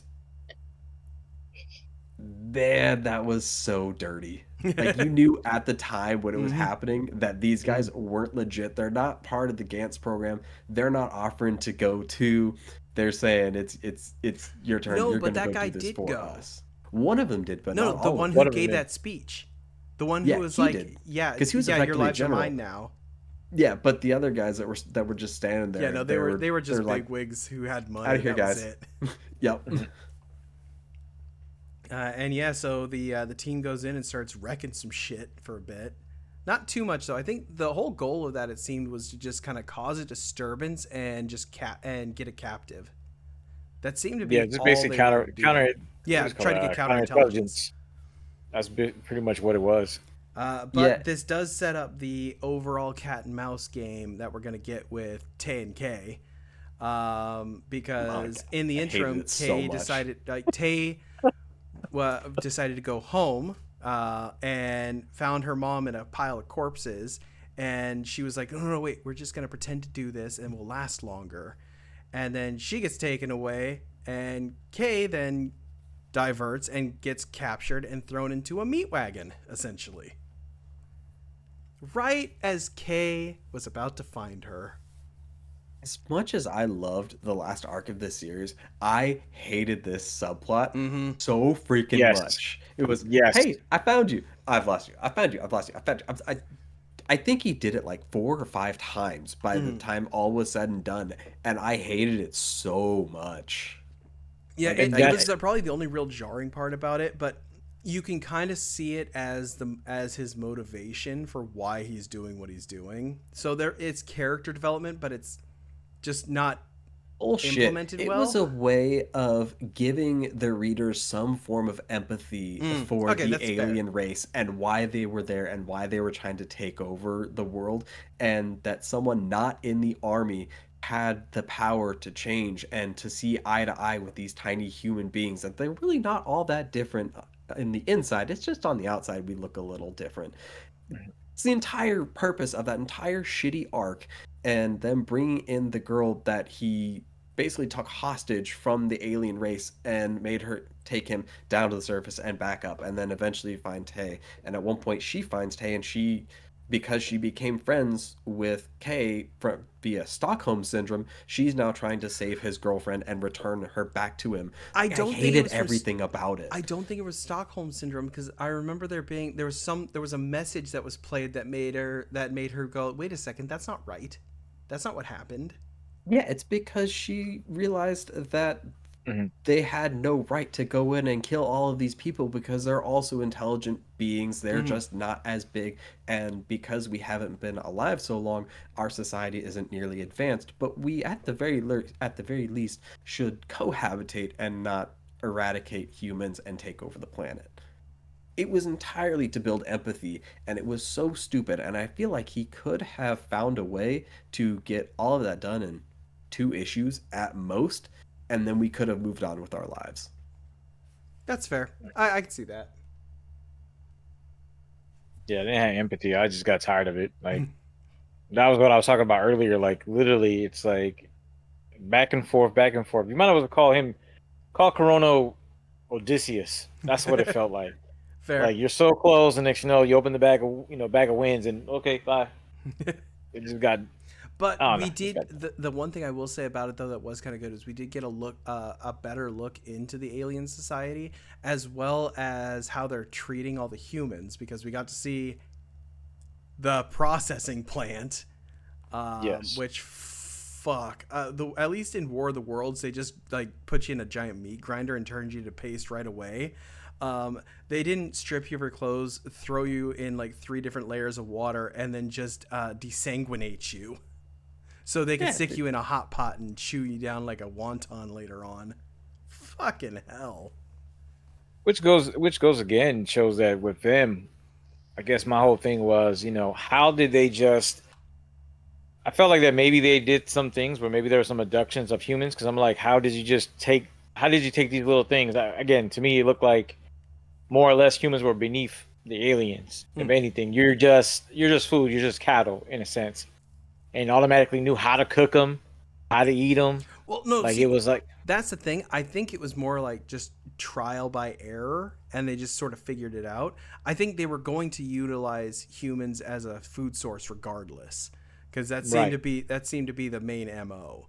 Because if you look at the other creatures that they had in their zoo, they were all big creatures. They weren't these yeah. little tiny. The only things that were the size of humans were the insects. So Mhm. I'm almost thinking like they're utilizing our like Earth's population as an extra food source, because they were even saying it's like, oh yeah, no, this tastes just like this random alien here, and then one dude's And like, she's like, nah, it's a little tangier like this one. So it's almost like they are literally doing it just because they just want a new planet, and that's the food source available. the most numerous one. Exactly. The one that makes me laugh going back to the Corona and the Cologne, even though they met and talk about Rika, that awkward moment when they all get teleported to the Gats balls, and it's just Corona looking at the clone looking at him, and then Rika's like, Yeah. like you knew, like it was one of those. I'm not gonna, I don't want to cuss, but it was like, you knew what you did, bit. You know Yep. what you did. Yep. You know what you did. Don't act all surprised now. Like it was almost like maybe boyfriend ex-boyfriend kind of Yeah, thing. exactly. Like, oh, this is your new dude. Like, you know what you did. You did me dirty. And then they went on a panty raid. That's what I call the Uh-oh. going out. Which makes me also laugh too. Do you think the Japanese businessman, one thing that kind of messed with me in this whole Oh, ordeal the one is that came off super rapey? Or um no, which one are you talking about? no, I'm talking about when they teleported the hunters initially to do the counterintelligence. Gotcha. Um I think the one thing that bugged me is that with all the access they had to weapons and gear, Mhm. and there's no more of a gaming system.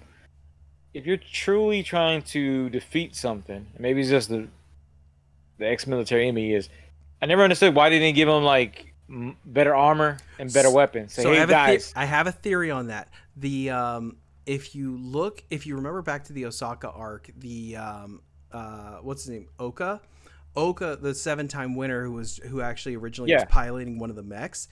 I think that suit is the mech pilot suit. The yeah, difference though is that's the reason why like the arms are bigger and have like more weaponry is because if you're downed, you need to have enough tools on you to be able to take out whatever you're fighting, or at least finish it off as quickly as possible. The reason why I think that they didn't give everybody that armor is because it's kind of limited, and we see that later on with the second teleport. yeah. Okay, Yeah, and that you makes that also makes sense. saw it. You also saw it in the Osaka fight when Oka takes off the suit at one point so he can be faster when he's trying to kill the alien. So even he didn't see value in it after a certain point. Yeah, so I think it's more like that. It probably uses up a lot of the power, because we've found the suit has a limited power source. So that could be one of the things. It might just have an extra. It might just have an extra level to it, where if you overuse it, it becomes useless. So why bring out the big guns when we're gonna get a few minutes with them, when we can just send in the troops into the meat grinder. And if speed's an issue, because you saw how slow he was with the suit, like he was still taking on those aliens who were super fast, but he wasn't as fast as the guys without the suit.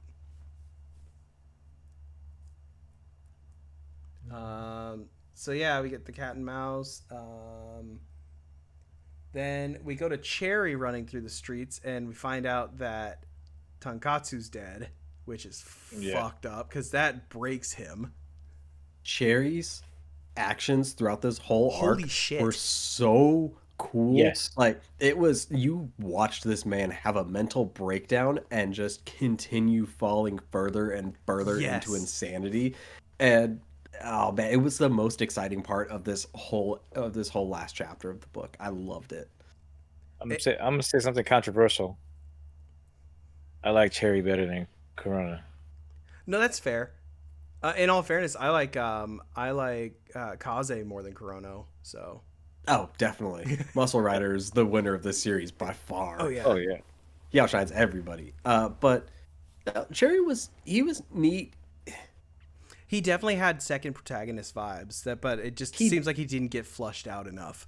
He did, yeah. If No, they had really spent more time on him and really tried to flesh out the character, they had everything there of him getting bullied, him killing those guys, and then feeling bad about it and wanting to be a better person because of it and try to turn over a new leaf. Like they had his whole arc planned and it on a platter in front of them, and they just didn't do anything with it, Mhm. which sucked. yes, that's one of the things I was talking about earlier that kind of disgusted me. Like you literally had like Hunter said, you literally had a guy that's going from bad to good, good to bad, whatever. Which each turn was making him. I mean, I'll even say it. I feel like it's kind of like with Anakin Skywalker. We were talking about it earlier, where Mm. like that, the whole thing with Phantom Menace at least was the whole. Well, not Phantom Menace, but with that series is that you're trying to see the journey, even though they didn't do that much of a good job, except with Clone Wars. You're seeing the journey of every decision he's making and being manipulated to the point of where he's going to be at the end road. And with Cherry, it was the same thing. Like he goes from bad to good, good to bad, and he's still trying to struggle with it. Yeah, he's And you trying to see that walk that versus, line. And yeah, if you think about it, his moral compasses were uh, was his teacher and his girlfriend, and now hmm he has none of them.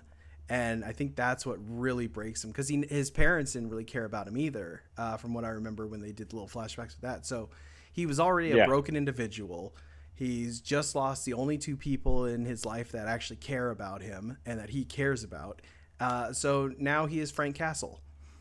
Yeah, and not just Frank Castle, his abilities grow Oh my god, immediately and like Akira. immensely. It Yeah. was yes, like Akira. He's still wearing all of his school clothes over top of his suit. So he just walks right into one of the capture containers and just looks up and just waiting to get up to the ship, and as soon as he can see any giant, they're instantly dead Hmm. from like mind bomb.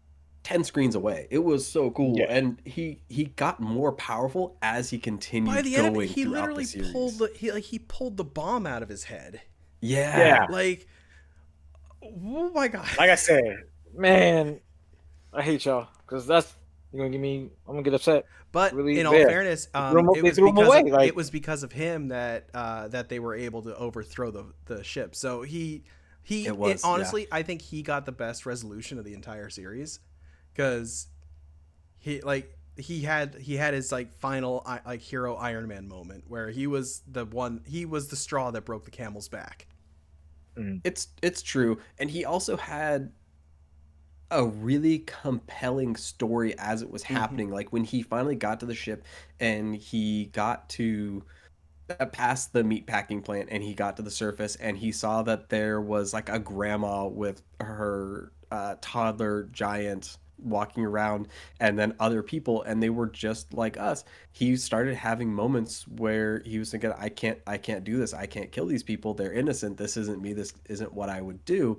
And then he saw others that weren't nearly as that he didn't feel as empathetic towards, and he just snapped and killed everything within like a two three Hmm. hundred yard vicinity instantly, And including we also have to those two. remember that he is, as he's doing this, he is carrying his dead girlfriend with him the entire time. Yeah, no, not at and that point. Oh Not at yeah, that no, point. he lost her at that point. But like before That that, yeah, he was carrying her the entire time he was carrying her till he met some other and soldiers, and then hallucinating. he saw them basically fish gut one of the humans, and Yep, then and that's that's when when he he snapped. just yeah, and then he yeah, had a and whole big freaking bubble, and then he just yeah, and when he realized he killed that little girl at the in that open area where he just killed everybody in that giant open space, that was the moment where he snapped, and you could tell he just didn't care anymore, and There was that's no where coming it back at got that point. insane. again. Yeah. It's like Anakin when he killed the kids, the Yep. Padawans. It's like once you cross the road, that's like it's no redemption. Well, he did have redemption, didn't he? Towards the end, Yeah, I he was kind of no, confused in because the he did, because panel. he was the one who he was the linchpin in everything, because he was the one who took down the tower. No, He was the linchpin, are we gonna and talk he about his end saved. right now, or are we gonna wait till his end? Because there was something that happened at the end of his end that I wasn't too sure if he went left or Well, right with see, it. that's the thing with like this whole ending is it's kind of you can jump around in it and it still works because there's Yeah, just it's very there's so segmented. much and it's Mhm. segmented really well.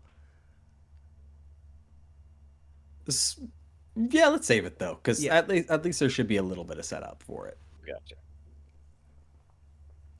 And then So at that point, the next part of the arc would be where the group that is conscripted to the Japanese businessman army is sent up to the ship. They're fighting and they get a giant captive, and everybody is just sent back to random locations across Tokyo. It not even where they were initially from. They just landed wherever the ball decided to drop them. Which that part that was fun because it introduced a new element to the story. It didn't just have everybody grouping together and then me saying, "Okay, what do we do? How do we fight back?" It Hmm. threw everybody for a loop, and now not only do you have to worry about being transferred back to that rogue army, but you also have to figure out where am I and what dangers are immediately facing me, and where are the people that I care about, and how do I get to them. So it threw a lot of wrenches in, and I thought that was a really fun twist. mhm.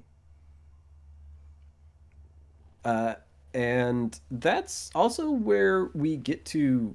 I know we already talked a whole lot about the stupid cat and mouse of Tay trying to reunite with Kay, but we got to probably the creepiest part of this entire arc, which is where the Lolicon saves Tay and gets her out of the meat grinder area and to the surface.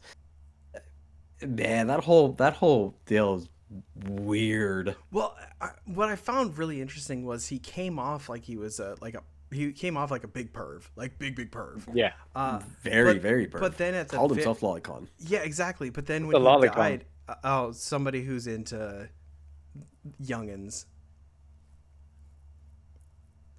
Yeah, Yeah, exactly what you think. Chris Hansen would like a word with them. Let's just put it that way. What the heck? Yeah. Okay. And I know Pedos. where you're going with They're your. pretty much I, pedos.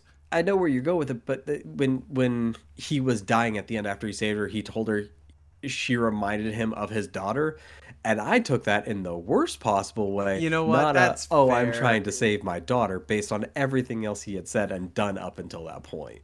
Okay, fair enough. Well, Yeah. since I didn't know Lolicon, I thought that was the reason why was he was just saving her because he looked like her daughter. But now that you guys say that, that just puts a dark spin to it. Like, Yeah, Yeah. I didn't think about it from that perspective. So yeah, that was That whole thing was so creepy. I was like, I know why he's saving her. This is not okay. Why are we doing this? God. is this a new term though? Not a new term, but No, it's Lolicon. so lolicon is like a, if I could be wrong, but it's somebody who is into women who look younger, not necessarily who are younger, but who look like they're underage, dress like they're underage, stuff like that. I don't think it necessarily means they have to be underage, so it's not like they're actually pedophiles, but there's a very thin line.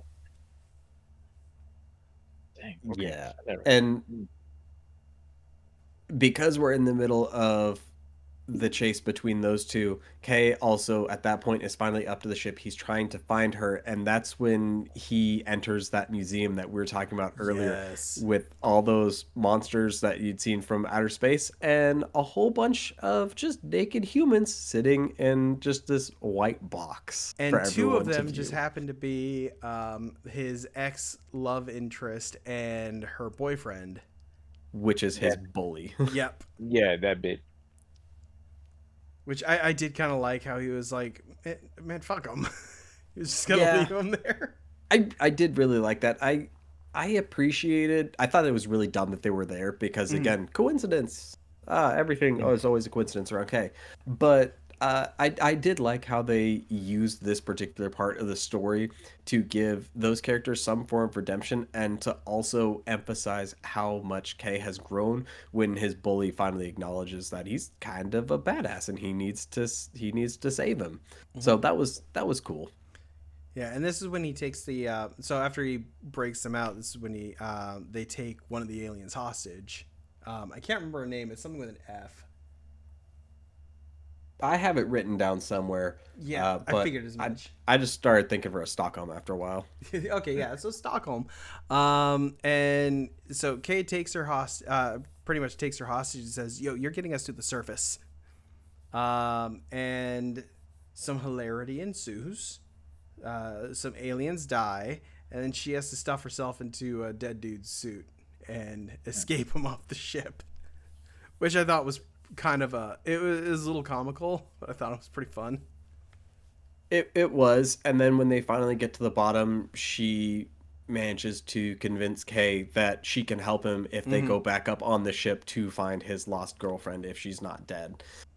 Which again, I hated everything about this. It was so dumb. I don't know why he felt the need to make this such a huge portion of this final arc.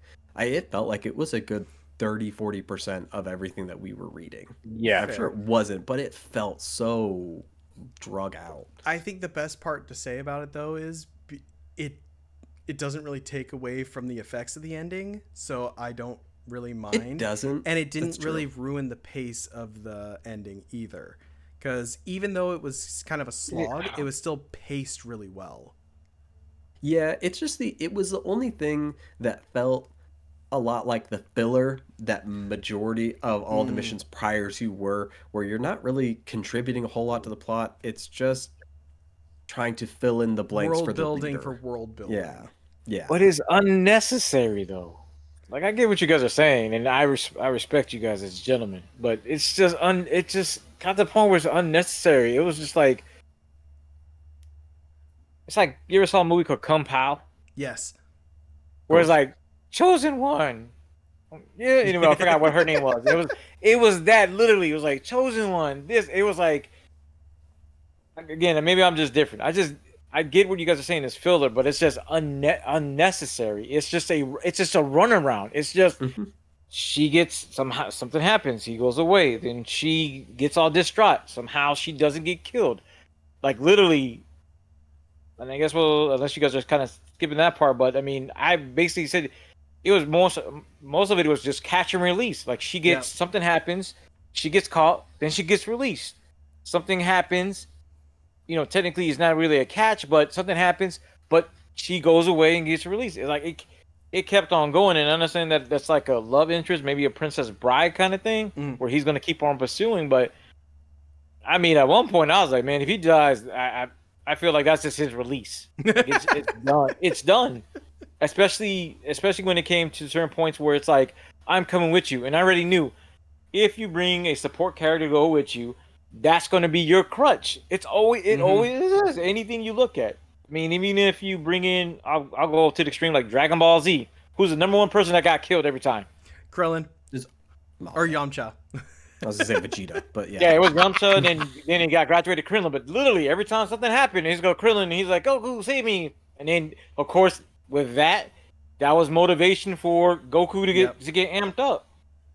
And really, that maybe that's the reason why they had Krillin. It was like, "Hey, we need somebody to motivate Goku to get amped up. You killed my friend for like the 15th time." You know, I I'm sorry, I digress, but I don't know. That's Yeah. just maybe It was the maybe it's a worst young part of the adult love ending. thing. Mm. It got to the point where it got tiring. It did. That's fair.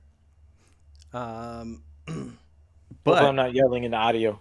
So no, you're good. But we did then get what was one of like the coolest parts of this series, where the rest of the Tokyo team goes to the apartment and they see that the Gantz ball is back online. and Nishi's And there, just sneak like already trying to get in and do something shitty. yeah, of course, why wouldn't he? It's Nishi. And the guy inside the Gantz ball is talking to the team, and they decide to send out a broadcast asking for help so they can go as a rogue army try to end the war on their own without the Japanese businessman group. So I just want to throw this out here. Did the dude in the Gantz ball not seem like he was like 4 sheets into a bong rip? Because he just came out, he was like, "Yo, what's the whole up, time. bro?" Yeah, the whole time. Yeah, Dude very much seemed like he was on some He form was of drugs. stoned. Yeah. like nonchalant. It's almost like One Piece when he's just has a normal conversation. Yeah. Hey, what's going on? Like chaos ensues, and he's just like, "Hey, what's happening? What you guys Exactly. doing?" Like, Yeah, and they're able to use him to remove the Yep. bombs out of their heads, and that's when we start to see Takeda, Ryuji, Mary, Makoto, Taiji, and I call him George Clooney, but he's also in the book referred to as Toshiko. Uh, all of these characters were pretty cool, and we then get the surprise appearance of America! Osaka Nerd, Oh yeah. who Yeah. immediately starts bawling his eyes out and says, "I did it, Kato! I did it for you!" And then Kato's girlfriend just shows up. Yep. Yamazaki makes another appearance. He managed to live long enough to bring her back. That was pretty Yep. dope. Honestly, I think what happened is he got 100 points from that match and it immediately revived her. No, in the Osaka special, Oh. it shows that he got 84 points from using the deity's head when he had the Oh, really? the, Okay. Yeah. the laser eyes. From everything he killed there, he got 84 points. So he had to manage at least one more mission. Oh shit. All right, fair enough. Yeah, so that little dude was legit by the end of it.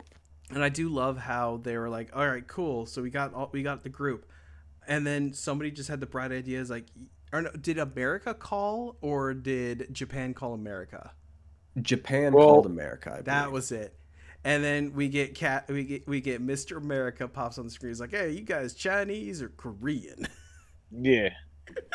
I was like, He's "That's racist." Yo, man. do you speak English? Like, yo, I don't speak Chinese. Give me somebody who speaks English. And luckily whole somebody time. did.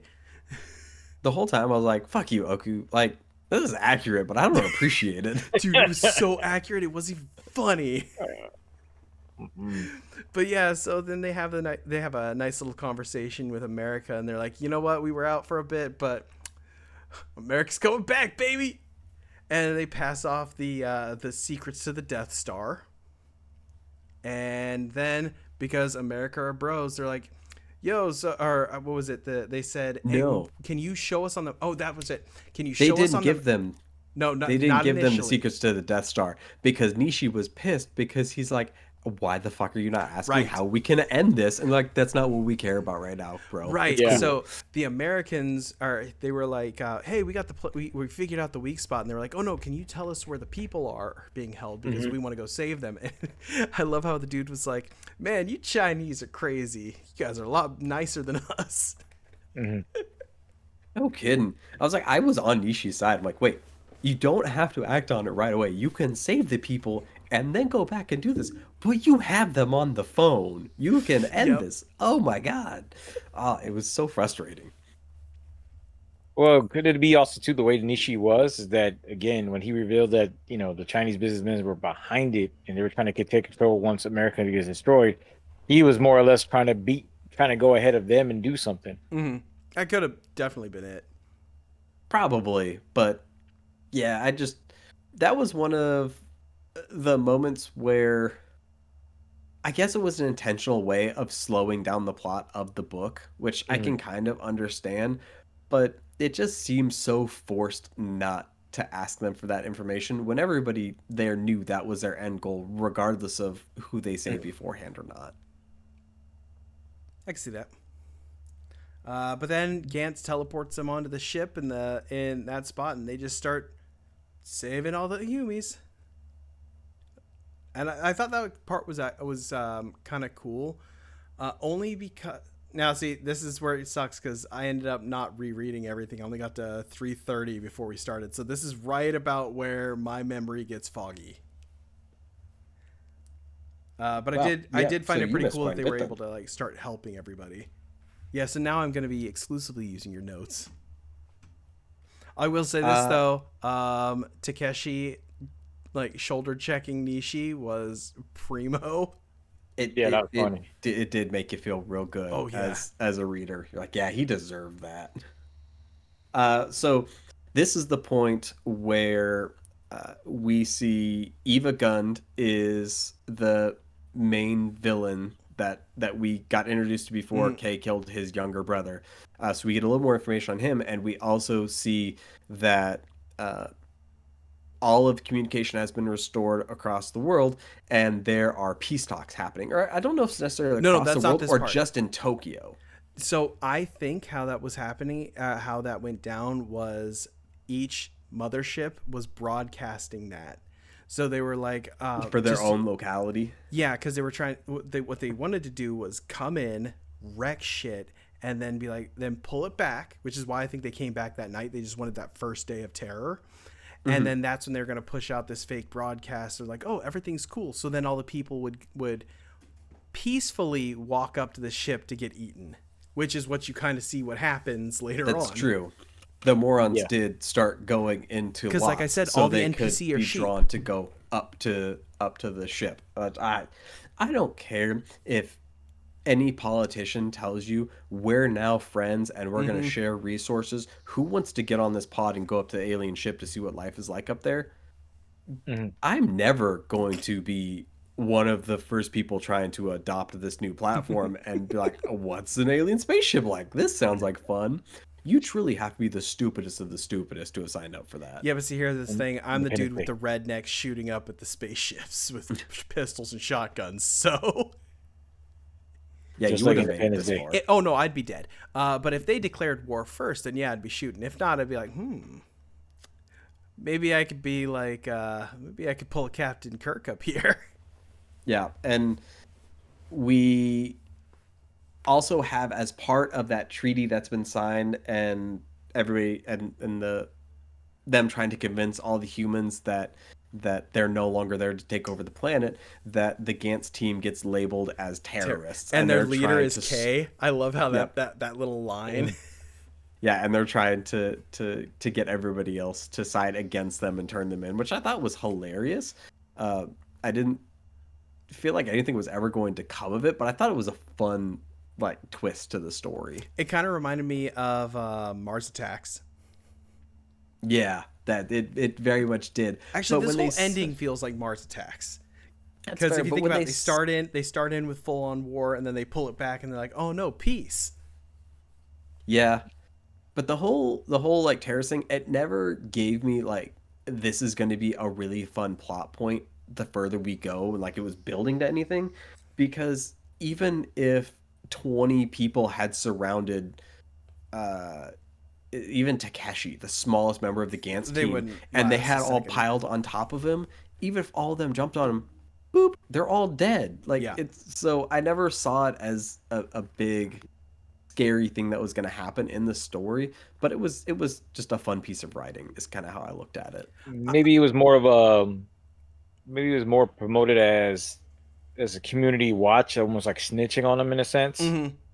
Yeah, that's the only Because thing I could really see we see coming that of it. later on with Corona, with that where they're it's not necessarily the community coming at them. It's more or less of hey they're there, and then they show up and then go there. I mean, again, for me, the minute they did it, I thought that was just it's a trap. Like Yeah, it doesn't make no sense. And then even again, if you relate it to anything with war, there's times where there's times where like even at the top of my head, like even the Nazis would do that Oh, the with propaganda. black soldiers, where they'll do the propaganda like, hey, America treats you this way, come be over here, like our women are lovely, the breasts are succulent and all this other mess, just to entice them. My thing with the whole situation, though, I feel like it's a reflection because when they were cutting to the internet, it sounds just like when stuff hits the fan, like on X or formerly known as Twitter, and you got those people that just talk crap, and it just sounds just like it sounded just like how this latest thing that happened with Cat Williams and Kevin Hart, where something gets said, and next everybody does a 180 and they hate this guy. Like it's almost like wrestling, and I that's the one thing mind. with with that one. I felt that that was the case in this thing. Was it kind of show you the reflection of, yeah, given the situation, these guys are going to talk crap against people they don't even know. It's just the fact that they saw this thing, and this thing said, "Hey, these people are bad," and they're stopping the peace that we're supposed to be having. Well, Yeah, it's really it interesting that also you say that because there's you could see it in the way they act around Corona. So after Corona goes through hell and back to save all those people and get them off the ship in the initial run, they were like, "Wait, you're going back on there? Don't. You need to come say. You need to help us. You need to save us." And it took one person in the crowd to just be like, "Yo, shut the fuck up." Man. He came in here by himself and saved us all alone. This man deserves a thank you, not for you to yell at him. And that's when you see everybody say thank you. We've got it from here. Where it's just like the way the NPCs are is just they're sheep. it goes It's like I'm saying back. from the first. They're sheep. If you look at it as foreshadowing for the answer, it makes a whole lot of sense because every interaction that you have throughout this series basically shows that the majority are going to flock to whoever is the strongest and whoever can help them the most at that time because they're all weak creatures that don't have a means of thinking or acting on their own, and they fall into that hive mind mentality. So I thought that was kind of neat, and it gave a good way to tie a lot of the shitty experiences that you get throughout the book, or I guess shitty experiences for the characters, circled back towards the overall meaning and purpose of why this is all happening. No, I think. Then Oh, go ahead. Is No, this you're when good. is this when we're getting to No, where the only thing I was gonna say was, which was I was trying to joke around with the whole stop hacking my notes, but it was one of the things of, I mean, I literally wrote like people will try to delegate what you should do after spitting in your face, because I do feel like with the zoo situation, it was like, you know, Corona was there, he was doing his, he's doing his thing, he had already his mission, but people were getting pissed off at him for not stepping up more. Um, and it was this one is the same thing until somebody stepped up. Nobody was saying anything, and it's like again, it goes back to the whole. You've been calling him a daytime day lantern, like he's dumb as crap. But all of a sudden now you need him. He's your savior. Now you want him to do the whole Uncle Ben thing of with great power comes great responsibility. And to give his character credit, that's the one thing where he had a battle with, or it's like, do I save my girl? Do I do this, or do I help out these people here? What is the most thing? And that's why his one ex love or whatever his crush actually hated her response, because I'm like you're getting on him for not helping you out, and you make a scene, but you didn't say crap when your boyfriend was bullying this dude. Like all of a sudden now you're trying to use your little looks, and when that doesn't work, all of a sudden, oh okay, I'm gonna create a thing. But I just think that again, it's a reflection on everything about a 180, 180 degree attitude, change of attitude after you getting scolded on that stuff. Yeah, and the next thing that we see as the Gantz team is being transported to the ship in order to save as many people as we can, both Takeshi and Nishi stay behind. Takeshi because he's too little and he can't contribute, and Nishi because he's an asshole. And Nishi takes that opportunity to contact the Americans again and figure out that it's the space compression plant is the area of the alien ship that you have to attack. And as he's getting all this information, a whole bunch of, I'd say tiny bugs, but really they're the size of humans, start appearing inside of the apartment, and they try to attack and kill Nishi. He destroys a few of them, and then they just blow themselves up along with the entirety of the apartment. And Nishi, for whatever reason, I'm going to say plot armor for this one because it doesn't match anything that he's ever done throughout any of the series, decides to save Takeshi on the way down. So- and the Gantz ball is destroyed along with the dude inside of it. So the team that's now on the ship Are has stuck. no means Well, of getting and before back. that happened, I think the reason why the bugs were sent, they were hacked because we found out that we find later on that the Gantz balls can be hacked. So I Yeah. think that's might have been what happened. They got hacked when they were Well- dropping that signal with the terrorists, and that's when they sent a kill message to the Gantz because I think the pilot was already like bugging out at that point. No pun intended. Yeah, probably. We knew that they could be hacked already because the Japanese businessmen that had transported everybody had done that by hacking those Yes. three Gantz balls that were on the terrace with them. So that was again. I don't. Why did Nishi save Takeshi? I'm glad So he did. Don't I get me wrong, think but it I felt think I so know weird. why. So Redemption. a little bit, yeah. But No, if you because he think, was still an asshole after no, he that. was an asshole. But here's the thing: you see, like in his earlier things, he's an absolute cunt of a human being. But he did go out of his way to save certain people. Like when he murdered all the kids in his class, he left the fat girl alive because she was nice to him. I think it was kind of like that. He just had these brief moments of humanity pop in. I could see the plot armor bit, but at the same time I think it was character built, like growth. I guess, but it's not like Takeshi had any bearing on the story going forward. So if he had died, it would have sucked and it would have felt impactful, but it wouldn't have changed the narrative at all. So I really didn't see why he would or should have saved him. All right, that's fair. Another throwaway story on that part. Like no point of doing that part. Especially If he with how stayed they followed it up. yeah, if Nishi would have been, if he stayed true to his character where he was written, he would have let the kid die. Dazi wouldn't even know what's going on, and he would have kept on going. Of okay, he would have been like, f that kid, I got to keep on going because at the end of the day, it's all about his survivability, and that's having the kid right there is a liability on that part. Yeah. It'd be one thing if he could relate it and say, okay, well, I had a younger brother, but it's never determined that he has any. I don't remember them mentioning if he had a brother or whatever. He has his parents, and we see that kind of going on later on. But yeah, I think that was just one of those redemption, just like they did with oh man, what was the dude's name? Azari, where he killed everybody, but he saved the girl at the end with the vampire. Like redemption. I guess.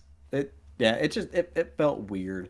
Um and of course throughout all this we get Kay finding Tay, but I don't care about that. No one talk about it. And we also have the Gantz team that made their way onto the enemy ship. They landed in what we later find out to be known as the kill zone or the hunting grounds. Which And is the fucking TV show aspect you guys were talking about in the beginning. Yeah, yeah, which loved it. And they get these really cool, like super strong skeleton kind of monsters, and these The light or the floating. will-o-wisps.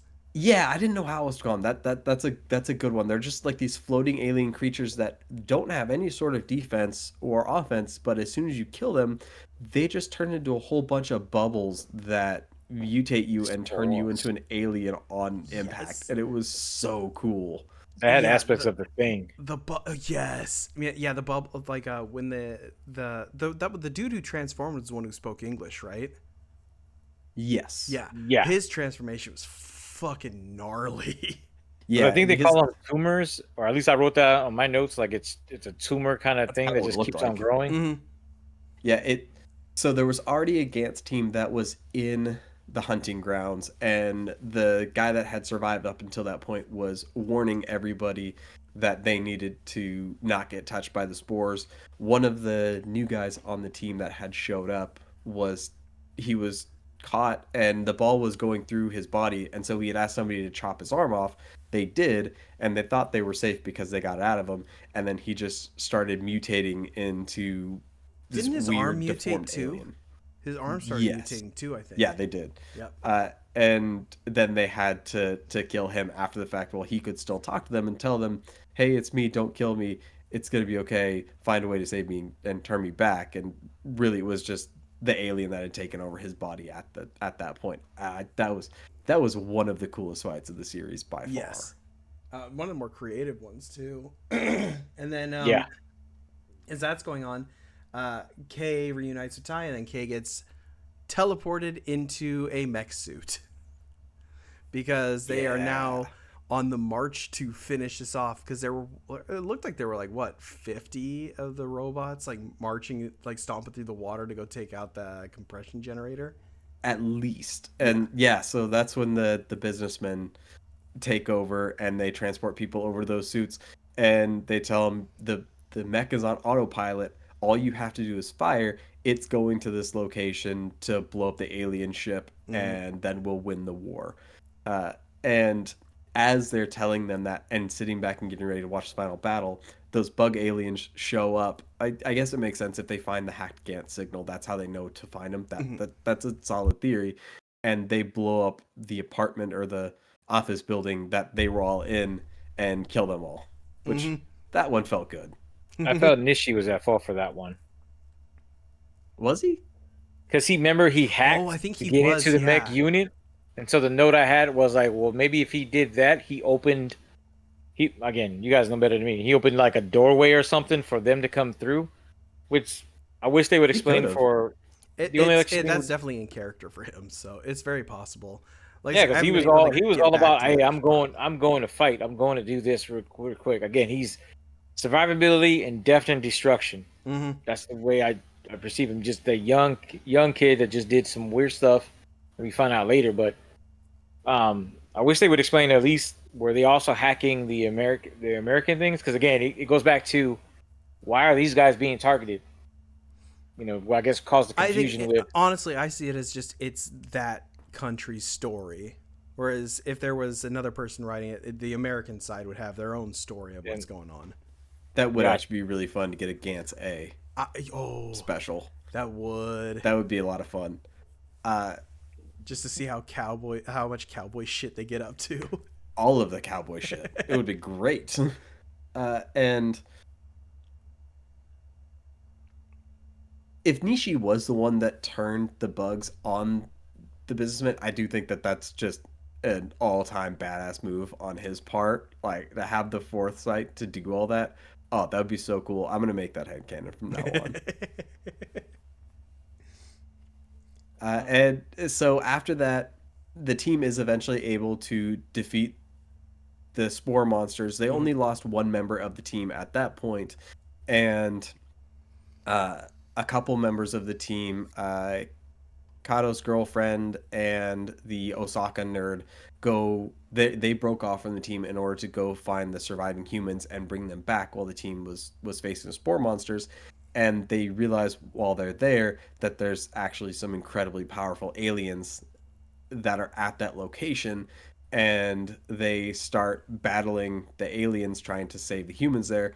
And also the humans fight back as well, so you just see a whole bunch of naked dudes just start Mhm. beating the crap out of the Mhm. alien bug looking monsters, and that was pretty cool. I also loved how they kept calling the 20-year-old that was doing the most of the damage, they kept calling him old man.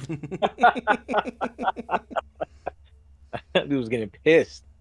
He did not like being called old. It was great fun. uh, the rest of the team eventually shows up and they're able to assist in the battle. And this is where, because you told me on multiple occasions, like you'll know when you get to the answer. Mhm. And I thought that was this scene. I thought that's what you were Oh, referring to the whole time, because like, oh. oh, I guess I'm here. This doesn't seem as impactful as like he made it sound, but like, yeah, it's a cool sacrifice. I get it. Because the team wipes out all the other monsters there, and there's one more monster just sucked up to the ceiling staring down at everybody, and the clone variant of K tells everyone else to leave and that he's got this and he's gonna kill it. And he's trying to put on this big facade, and much like Nico, frow his Mm. eyebrows and stomp the ground and say, I got this, and look all manly and tough. But really, he's just trying to save everybody because he thinks that this thing's about to kill everyone. And rightfully so. It was a badass Mhm. monster.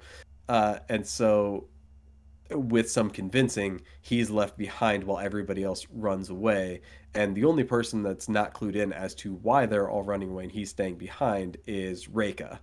And she takes off, eventually figures out he stayed behind to sacrifice himself for everyone else to leave. And so I kept thinking throughout all of this, so up until this point, of Kay sacrificing himself, he's finding his purpose as a clone, and Mm. that he shouldn't really be here. He was put here in order to save the rest of the team and ensure that they and all those humans got out. I was like, oh, That's pretty cool. That's a lot more like in depth and a lot more nuanced than I would have assumed my brother could have comprehended. But like, that's pretty cool. And you also see him treat Reika like a complete fucking asshole right before this too. Yeah, he had to sell it real hard to Oh get her yeah, to leave. it was It was. I felt fucking bad. rough. And it didn't work. Nope. It did work. She came right back, and he got his ass handed to him immediately. And fucking finally, I feel like for the first time this entire series, Kay goes down, and a woman steps up and actually does the job. Because Mm-hmm. Laura Croft was there at one point, and she was kind of cool with her kickboxing, but she also died pretty much immediately. And while Reika did end up dying while he was unconscious, she also jammed the katana into the ground and shot it up through the alien's chest, like Goku's Power pole. power Yeah. pole. Yeah, I kept wanting to say Nimbus. I'm like, it's not Nimbus. So that was a really cool panel to see, and I was nice to finally see some sort of validation for a female character in the series for the first time. Yeah.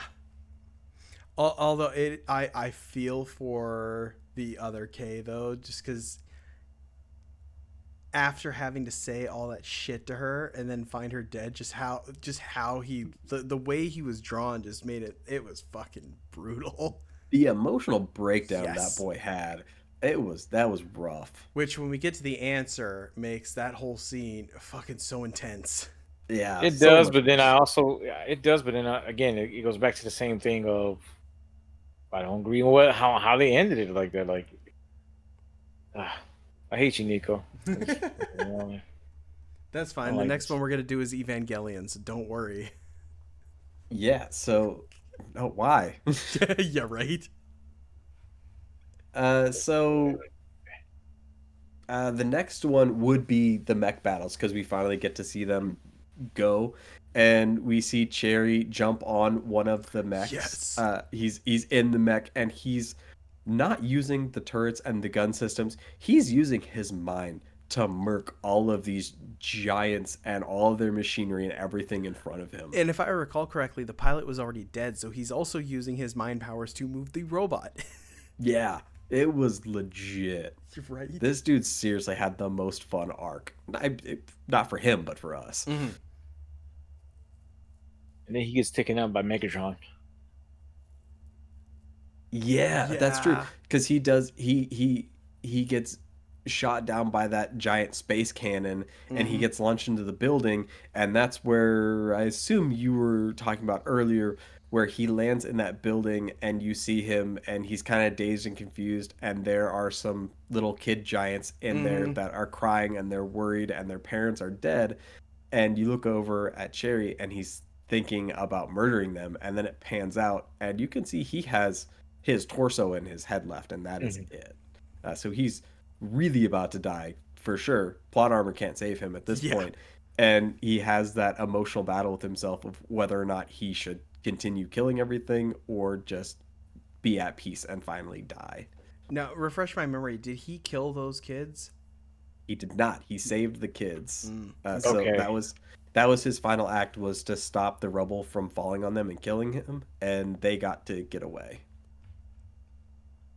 So that was cool that he did have that redemption arc in his final moments. Mm. And then that's when we get into Nishi finally getting the fight with Kay on a giant robot in the sea, heading towards the tower. So, fuck, we have to go back to the cat and mouse. Mm-hmm. So, Stockholm has Tay, and she's trying to return Tay to Kay. Kay is currently stuck on the giant mech on his way to the tower to destroy the compression system. He manages to break free of the mech after the businessmen die, and he hops on his space glider, which was previously a space unicycle. I'm not sure what made them different, but they No, are. it was the same one that Oka had in Osaka. He did have it in Osaka Okay. for a little bit too. So they are different vehicles then. Yeah, Okay. it's an entirely different vehicle. Okay, and they eventually find Kay as he's flying through the air, and Stockholm her ship blows up as she's throwing Tay up in the air to K so he can save her. And we're finally done with the cat and mouse at this point, thank God. And because of the conversations that Tay and Stockholm had, and the conversations that Kay had previously, Tay manages to convince him that they cannot destroy the ship. They can't kill these people.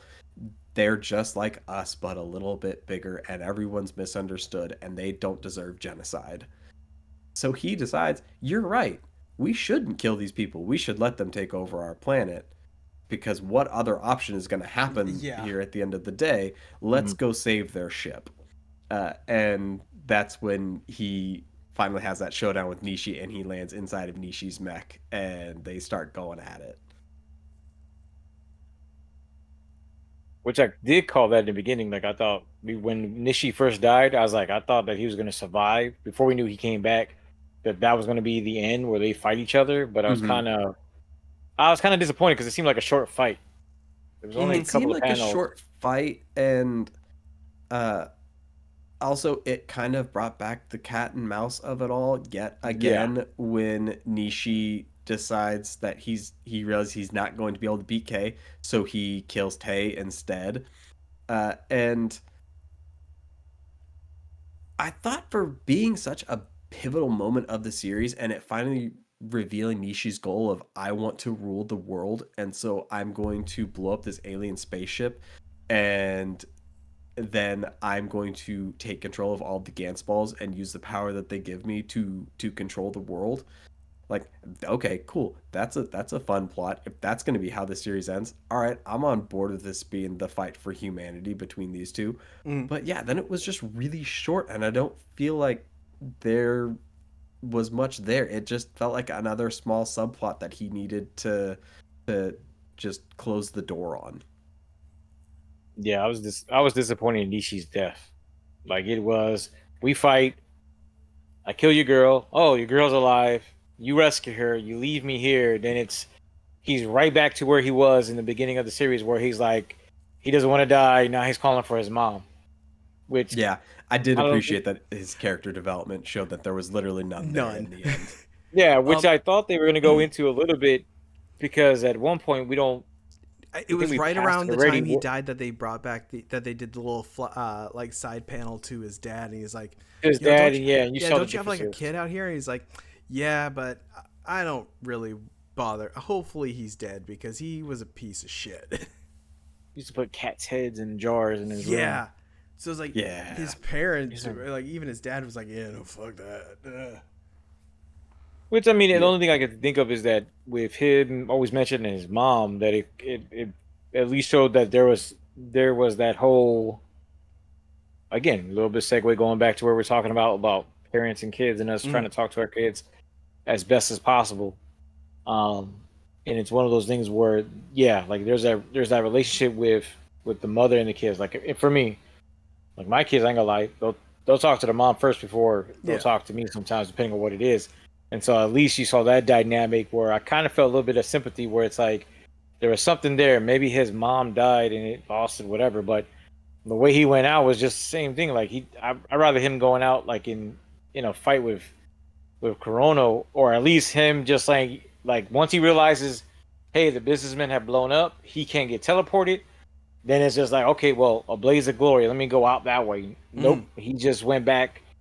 And maybe that's a point. That's one of his points is that again, once he lost the control, once he lost the power, he went right back to that little scared little kid and said, "Hey, I don't want to die." And then that was it. The ships comes in and they just See, that's and the that's part it. that I really appreciated is the fact that he felt like the big man, that he was in control, he had all Mm. the power. Just like when he killed everybody at his school, that he could do this, he was going to rule the world. Everybody else were going to fear him, and he felt like the big man. And as soon as he realized that when the businessman died, that all of his control that he had over Gantz was gone, he could no longer control the mechs. He couldn't control Gantz. He couldn't force anyone to transfer him out of there, that he just reverted back to the child that he really was, and Mm-hmm. he was scared and wanted his mom because there was no growth, there was no development. Everybody else was training, they were interacting, they were growing a bond together Mhm. and learning to love each other, and he wanted no part of it, and it turned out that it bit him in the ass at the very end.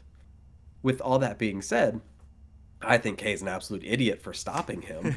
Like, uh, in retrospect, sure, you don't want Nishi ruling the world. I guess that's probably a good end goal to not, speed up. But I don't see why you would stop him. I think it's really dumb.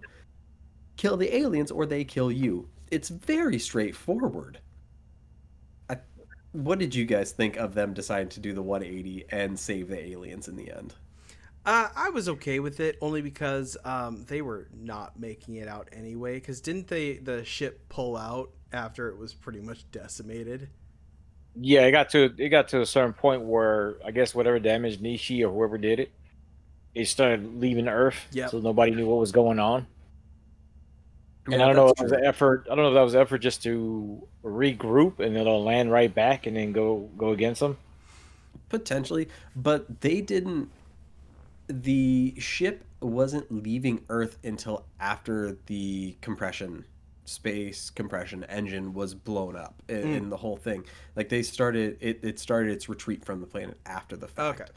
So that's why I thought it was really dumb and naive approach for them to try to take when they had shown all that growth and maturity for Kay and why he needs to fight for all those that he cares for, just to turn it around and say, no, we need to save the aliens.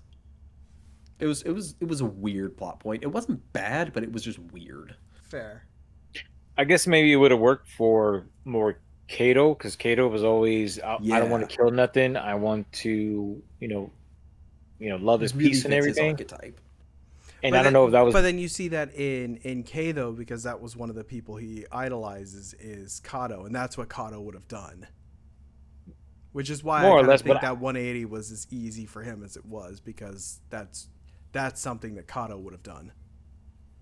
true. I mean, I think also too with Stockholm, it could have been just the fact that whatever between the interaction she had with Corone, that it changed her to the point where like, okay, we're like pretty much the same, and so her hope was like, look, these guys over here, in a way, just like with the Japanese businessman, like these guys are assholes. They're we're not with them. We're not with the military. What they're doing, whatever. So hey, take care of them, but don't kill us. Like we're innocent in this whole thing, you know. And maybe that was the hope, whatever. But I do think that's kind of funny. Tai Che comes, hey, we got to do this. Okay, let's go. And it could have been just like, I mean, maybe it was just the fact that he was again. If we're going back to, if we go, we kind of reflect on the fact again that Corona is still a kid. He's still, what is he now, like 15, 16? I don't think he's Yeah, 17. 15. So, Oh no, no, no. let's just take He's the it. same age as Tay, so 17. So, with that being said, at one point he could have been like, look, I'm tired of fighting. Like, okay, not do this and we go home. Like, I think in my notes, 4 times is the cat and mouse thing. 4 times. Yep. And he's like, hey, let's go home. Okay, cool. Let's do this. And we go home. Like, I don't want to do this no more. I just want to go home. That could have been Yeah. the motivation to it, too. Of, hey, we'll make out some peace and we'll go from there. Really could have been. And so I misspoke earlier. Nishi and Cherry did not destroy the space compression engine. I can't remember exactly what it's called. But they did pretty critically damage it, which is why the spaceship took off. And then Tay and Kay are able to get away because of the Gantz copter. Oh, that seems like good a name as any for it. Yeah. And apparently it allows them to survive in space and re-entry to the atmosphere. It generates Yeah. a field, I guess. Yeah, so I could accept that. It's I can alien accept that technology. because yeah, exactly. They got it all from alien technology, so that's why I'm Yeah. like, okay, that figures. Because Yeah, if so these suits seems like they could fight on the moon, so that's what I'm yeah, thinking. and Okay, it makes sense that it have some sort of protection from no atmosphere. that's true. Uh, then we see that the Tokyo team is back on Earth as well, and the journalist that we got introduced to previously is now broadcasting all over the world, or at least all over Tokyo. Not sure which, saying that they've won the war and that they're making the final push to end the war right now. and the And that everything you were hearing about everything you were hearing about before was all a Mhm. lie.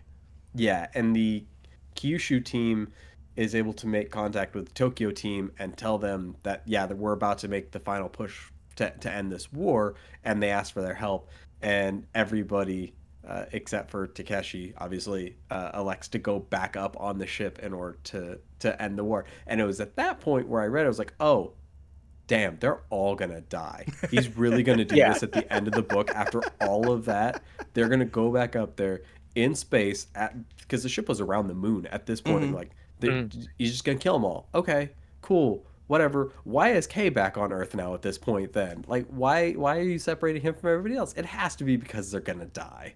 Mm-hmm. So, yeah, I was not thrilled with that. But it did lead to interesting segment of the book, I would say, which is where they are transferred up to the ship, and you see Gantz teams from across the world are all in this like giant long hallway with buck naked giants standing there, being held hostage. At one point, we see the sexaholic. Mm-hmm. Uh, we see him That was him. having his way with the giant. Yeah, that was him. You could tell Okay. based on the booty and the hair. You he was having his way with one of the giants, and you could see other teams were threatening like, hey, if you move, we're gonna kill you, and like they murdered giants and everything else, and it was a weird prisoner of war type situation Yeah. where it was no holds bar. You didn't have to worry about the ethics and the morality of the situation, and people just going down to their barest instincts and natures, and they're shining through. And then you get to the room of truth right before, like right down the hall from all this debauchery. Yeah, and they find the journalist and he tells him, "Hey, we know what's happening. We know why this is all happening. If you want to know, come with us and we'll show you." Mm-hmm. So you And want to take over that part since you seem to know it the best? I would love to had I reread it. I'm so proud of you. I know. Uh, okay, so the Tokyo team decides, yeah, we don't want to go back to Earth. We want to understand exactly why all this happened. And so they decide to go to the Room of Truth, and there's a whole bunch of Gantz team members from across the world. They're speaking different language, everything else. And the journalist is there saying, hey, you can ask these beings anything you want. There's three giant beings standing in the center of the room, and they have this It was a hole in their hole head. inside of their head, They inside of reminded their me of the chest. giants. Yeah, they reminded me of the giants from Dark Souls 2.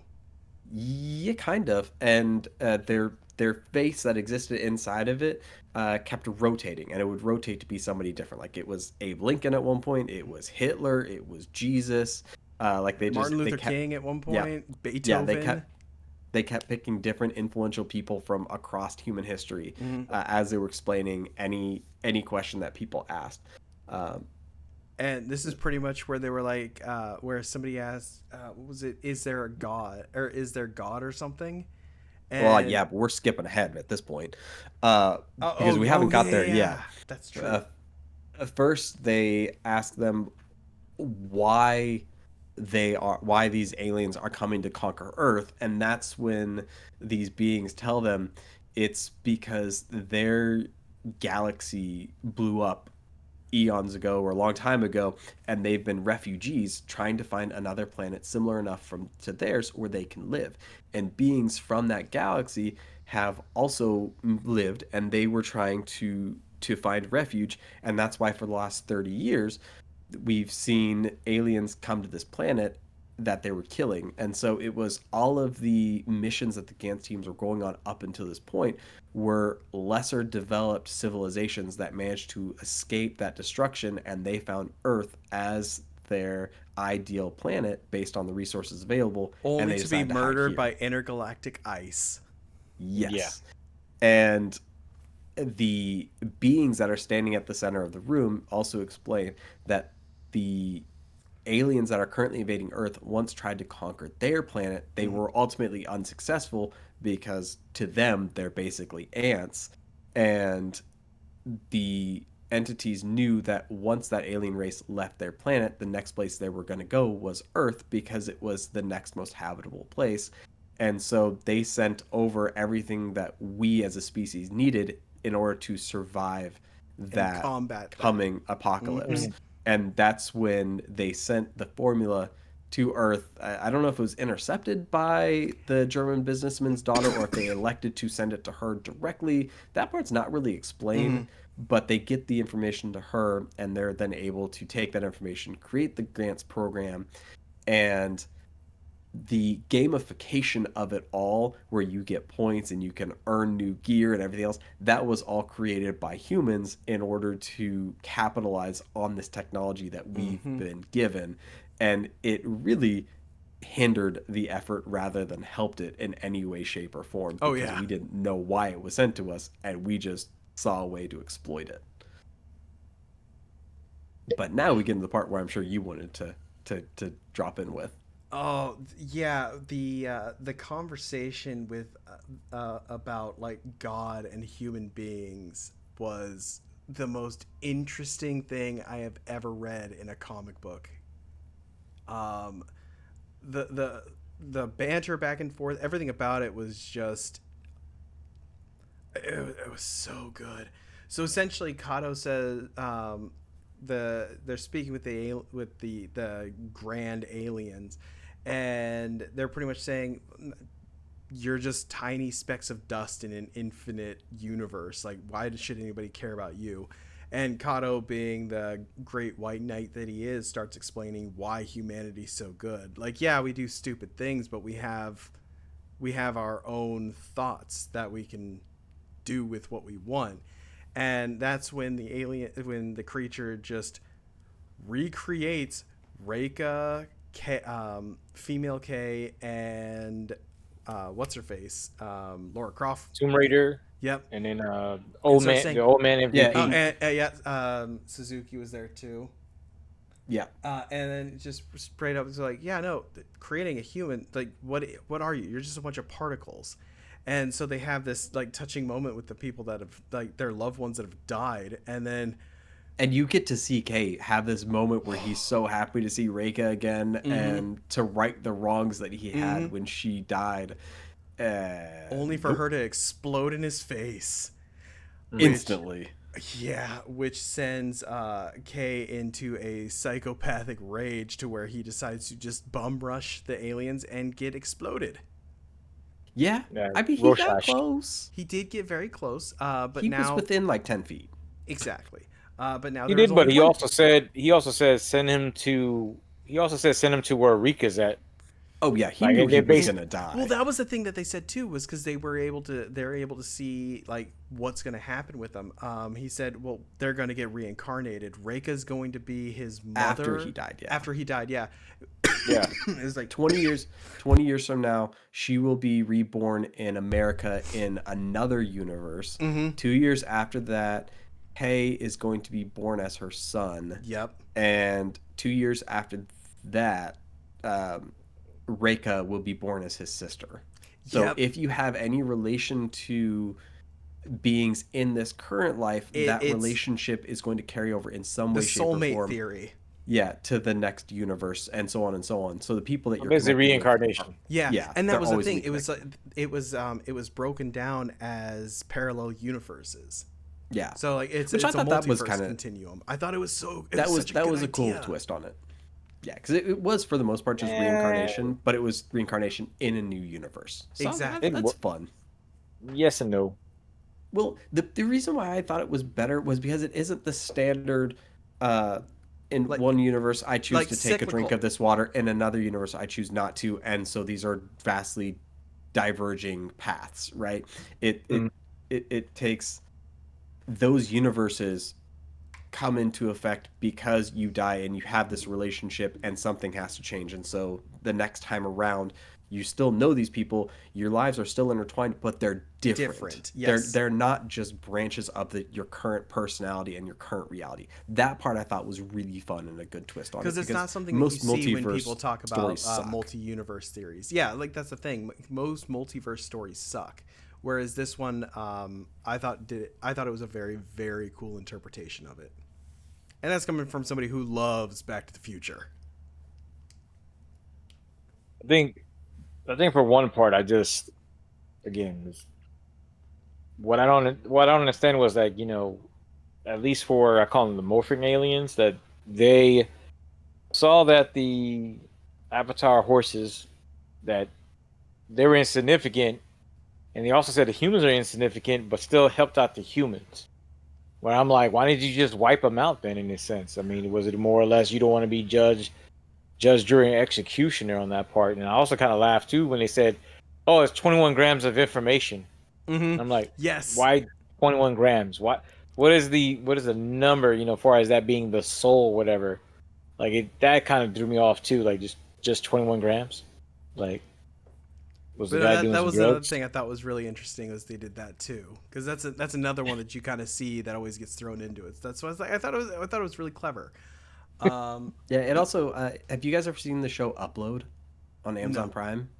Okay, No, I know what you're so talking about it now. yeah, it stars Rob Amell, Stephen Amell's nephew, I believe, or cousin. I can't remember which. Uh, but the whole purpose of this series is that people are falling more and more into virtual reality on the daily basis, and it's got to the point where now when you die they can extract all the data that exists in your mind and recreate you as a person inside of a virtual reality Mhm. environment so you can continue living your life inside of this environment as a dead person, assuming you pay the money in order Mm-hmm. to survive, right?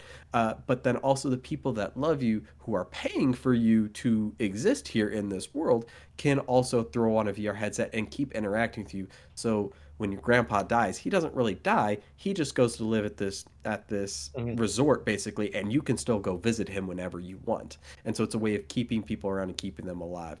So I thought it was really fun when I thought of that series, and they talk about you can only fit one person's basically digital soul on a hard drive at a time for these servers, whereas in this series it's like it's 21 grams, it's really nothing, you're completely meaningless, Yeah. none of it matters.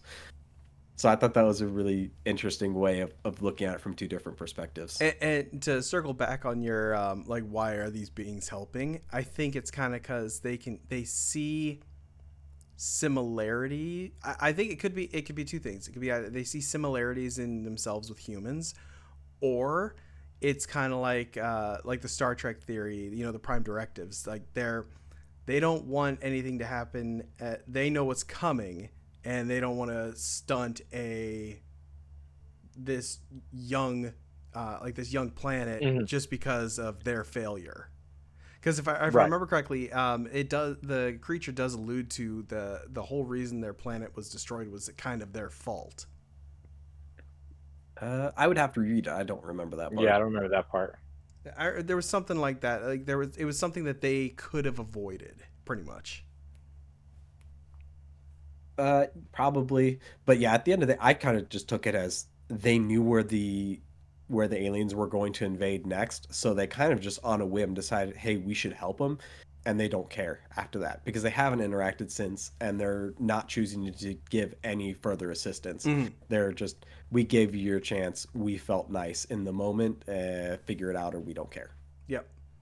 Yeah, I mean, maybe it was also a test too, because they did say when they helped out the humans with when they sent the information, it was a minimum of the technology. It wasn't everything. Mm-hmm. It Yeah, was the minimum of it, and you see how the corruption happened when it goes to one individual who controls that part, kind of like yeah, flashback or flashpoint. yeah. I mean, And after that, the giant aliens basically tell off the team, and they transfer everyone out of there. The Gantz balls are disabled; they don't work anymore, and the Tokyo team and everybody else are now stuck on this alien Mm-hmm. spaceship as it hurtles its way into outer space, and they have no way to go back home. And it doesn't seem like anybody's really all that interested in ending this war anymore and killing everyone. They just are like, oh, uh, this, I'm done. Like Except that room just for screwed with everybody. except for the motherland. Because America's like, Except nah, for we're gonna America. beat the fuck out of them aliens. Yeah. So as the team is walking around trying to figure out what to do next, they find out that there's one ball that still works on the alien spaceship, and it belongs to the Americans. And people are lining up to be sent back to Earth. And all of these Gantz teams, including Tokyo, are standing in line while all the Americans are just standing off to the side with 4 or 5 giants, and only This one is the part dude. that honest. That's the part that don't make no sense right there. Which part? What, America wanting to So fist fuck a before bunch of aliens? because it leaves a gap. Okay, so they go to the truth room, they find out what's going on, they come back. It doesn't explain, unless somehow I missed it. It doesn't explain what happened to all the Avatar Horse's soldiers. You're just telling us how many. I mean, assuming that the numbers of hunters are like maybe they're in the millions because you have the different divisions. That they rounded all these guys up, and the only ones that are left are these 4 or 5 that the Americans are showing. Because literally all they do is go back to the truth room, and they're like, "Hey, we're teleporting. We're gonna fight these guys," and that's it. And I'm like, See, like oh nothing man, else has happened. Like, how did it get down to these 4 people, and Oh, because they or probably these 4 killed things? them all. That's it. And those were the elites. no, see, I appreciate that you mentioned this because that was the one thing I wanted to talk about earlier, but I couldn't because we're not at the point of the story yet. If there's only one mothership on Earth, this ending makes sense because Yeah. Ewan Good, whatever his name was, I can't remember. I'd have to go back through my notes. Ava something. Ava Good. Ava Grund. Yeah, Grund. There you go. The main villain. If he's the one that we want to be in the final battle, it makes sense for him to be there. If there's a single mothership, it makes sense why he would still be one of the last giants with who has a soldier mentality who wants to go out on a sword. Wait. Because they there's were all on those other they were on the ships. mothership because the littler ships were the ones that came from it. Because remember, the ship they're on that had the truth room was that was like the big main base. I think all the littler ship that wasn't the mothership was still in space, kind of like in The Independence little Day. ships just ported inside of it. Yes. Like Independence Day. Yeah, like Independence Day. If that's Which the case, it again, makes sense, but it that's wasn't fine. conveyed But well. again, that implies that everybody up to that point to the mothership, when they come out of the truth room, what happened to everybody? Because again, what it leads is that okay, that we failed to disable the tower. We know we damaged it, and we're already in space. How do we get down to only 5? I don't even count the one guy with the what do you call that thing? With the monoglass glasses, the single. Oh, he looked like the general, yeah. Like he was a general like scientist, so I don't even include him. Like it got to the point of 4 soldiers, and then with the head guy, the lead, going, "Hey, Corona, if you don't come up here and fight me, I'm gonna kill everybody. Then I'm gonna destroy this ship. Forget all the rest of the civilizations that already hurt, and we're gonna crash it on Earth." Like that part skipped all did of not the make good no parts. sense to me. You skipped Huh? all the good parts there. What good parts was that? The American fighting the last Yeah. of the 5 giants, taking out 3 of them on his own, no guns, no swords, nothing, just beating them all to death. And Yeah. then America. Grund coming in and just eviscerating him Yes. and the rest of the Americans in a blink of an eye, while the Tokyo team is all excited, like, we get to go home. And then they watch all the Americans get murked, like, oh, no, fuck. we don't get to go Yeah. home. Yep. And then he starts calling and calling for Kay to be transported to the ship. If everyone is, if I all feel of like that the he just ships saved that are for on the last. planet- That was his. I'm sorry to interrupt on that one. I think that Oh, goes you're back good. to what you guys were saying, that he didn't know how to end this, and he just there was no buildup. It's the lead bad guy came, says again, "I'm gonna kill you, and then destroy this, or you kill me, and nothing happens." And that was just the last bit of fighting Yeah, it because was. there's no other buildup. Like, you know, all right. So even with that, what don't make no sense to me is that Stockholm Syndrome girl says you're that Corona is terrorist number 1, and we can track your DNA.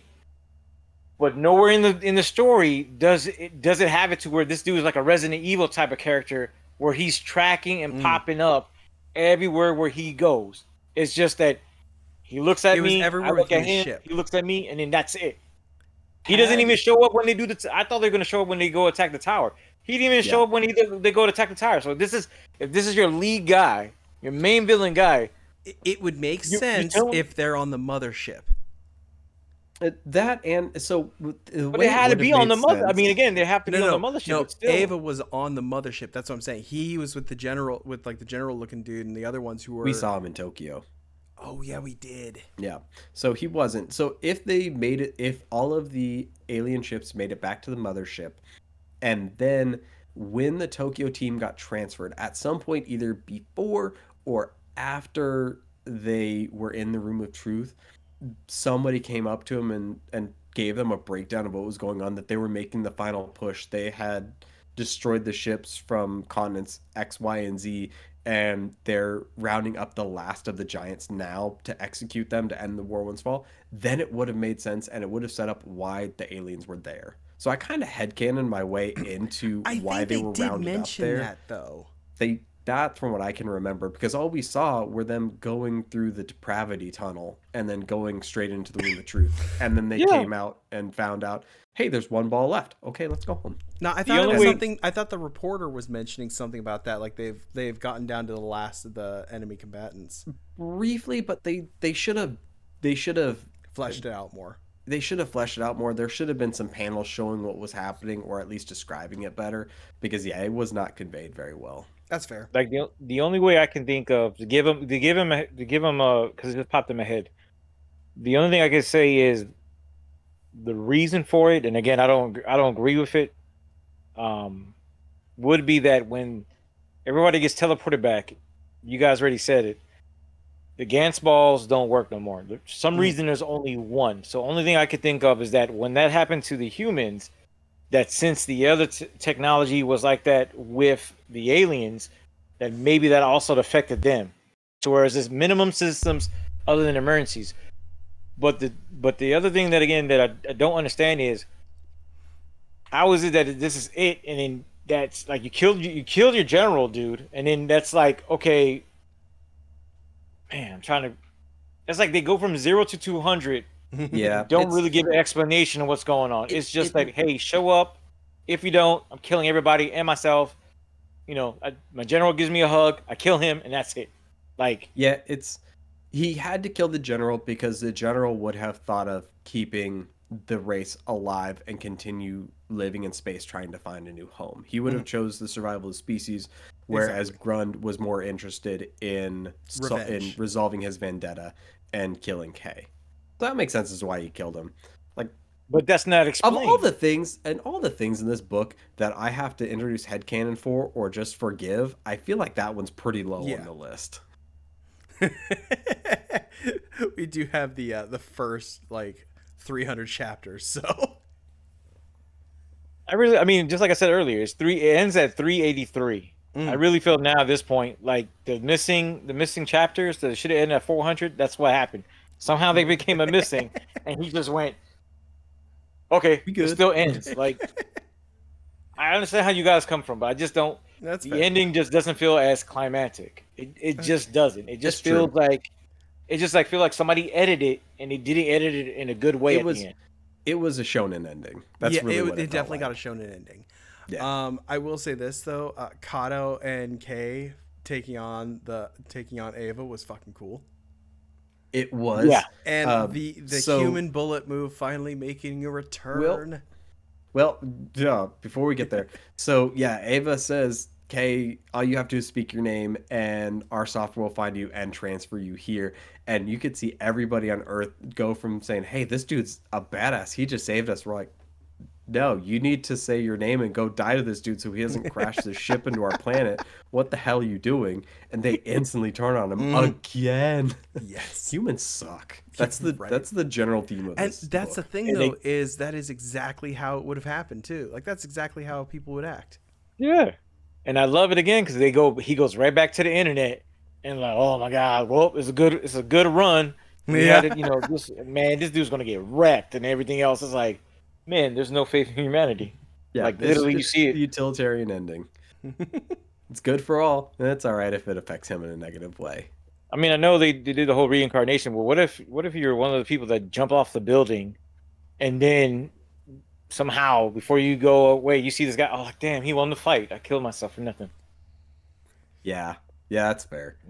But man, when he showed up, I mean, at first Kay was having the 1v1 battle with him, and Hmm. like it started off he was losing, and he eventually started inching back and gaining ground on him. Man, that fight was so cool. I was Yeah, so pumped it reading was it. definitely the best drawn fight in the entire series. Absolutely. And you could that was when I had texted you guys and said, "Hey, you need to be listening to some Coheed and Cambria while you're reading this." That was Hmm. when I turned it on and I was like, "Yeah, no, definitely going back to it. It fits so well." That's fair. That's fair. I did start listening to In Keeping the Secrets of Silent Earth 3 for this chapter, and it's like, yeah, no, it's pretty fitting. Did you enjoy Welcome Home, Rico? Man, he didn't listen to the song. Well, hold on. Time out. Fucking Time boomers, out. man. Time out. I did listen to some of it because there's a guy with a lot of hair and he's playing on a Oh, dude, like the two. What is it? Claudio I don't has know a what you lot of guys call hair. it. The It's guitar a that has double like neck two guitar. things. Yeah, a double neck guitar. Yeah. So some of it was good. It kind of reminded me of some older bands, or whatever, some alternative bands. Do you like Rush? His voice is okay. If you like Rush, this Coheed and Cambria's Who's Rush? Oh God. Okay. Okay, for the record, I don't have it hanged up yet, but I will have a Puerto Rican flag. There's only certain things. Okay. You Rush is you a are a progressive terrible rock boomer. band. You need to go listen to Rush. They're great. I know who Rush is. I'm just messing with you. I'm just messing. I'm But not no, going to say I listen to the music, but ain't that the one side. where Paul Rudd goes, I'm slapping the bass or Yeah. something? I'm slapping the bass. Slipping the Slap in the bass. base, man. So here's the thing, though. If you like Star Wars and comic books, go give a read to the Amory Wars. It's the story behind the music of Coheed and Cambria. It was cool. Dude, sorry to interject in the middle of this. Allegedly, big allegedly here. Claudio's finishing up the ending this year. Oh, So that's we're dope. finally gonna get an Finally. ending to the trade paperbacks. I can't wait. Can't wait. That would be really fun. That'll be one for this. Oh, for the oh, podcast. definitely. I think that's one that you would actually really like, Rico. Look up the Amory Wars. It is really, really good. Okay, I'll give it a shot. Uh, Another thing that I saw that throughout going back to people losing faith in K and showing the despair of humanity and what we'll do in those moments, when people saw losing the fight and it looked like he was not going to be able to survive, they just all started jumping through from buildings. Like it Mm-hmm. felt like 7 or 8 giant panels straight of people jumping from buildings committing suicide. I was like, wow, he's really selling this. He really wants you to know humanity has lost all hope in this boy. Yeah.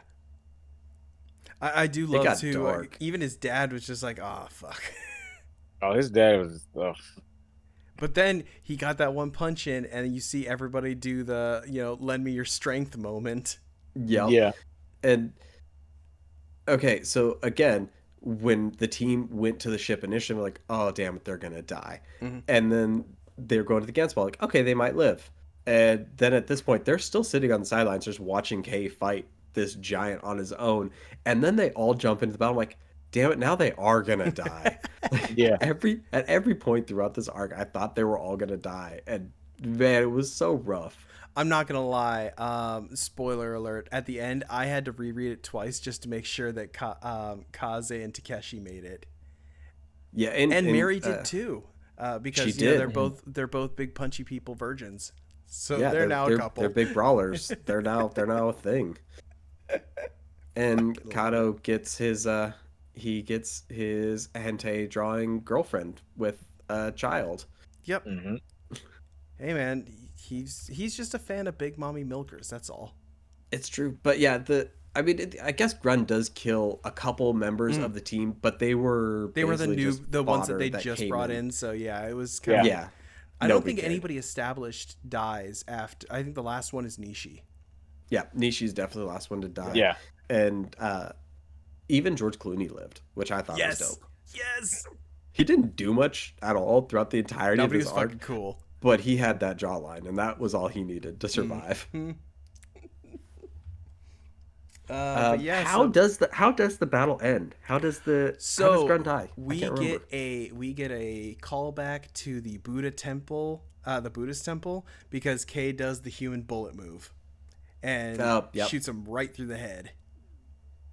Yeah, And he pulled the Goku. the ending was great because it kind of reminded me of like when in Spider-Man 2 when he's doing he shoots on the webs on the walls and then does the slingshot move. It's like, yeah, no, he did a slingshot move from Spider-Man, only his was a little more lethal. Yeah, I was thinking Goku on King Piccolo, but that'll work too. Yes, that's another one too. Oh wow, yeah.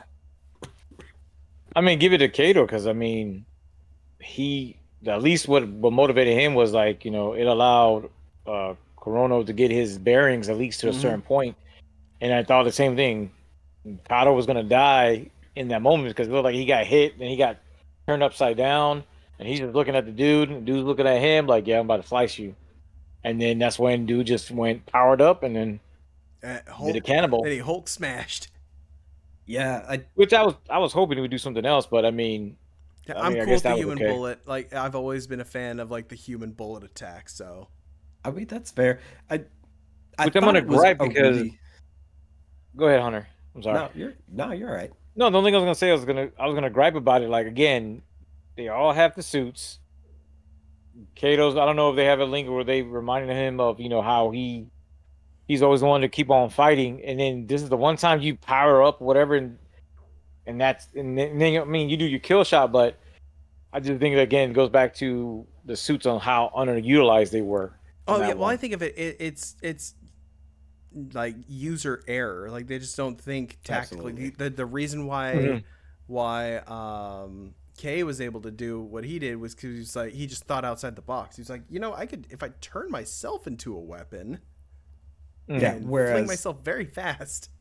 Whereas like the Americans were members of the military and they were big jack dudes with tons of combat training. So all they wanted to do was go punch things in the face. Yeah. But like that's what I will say. He didn't do Americans dirty because they were American as fuck. They yeah, definitely. They had the eagle on their shoulder for that one. God, but yes.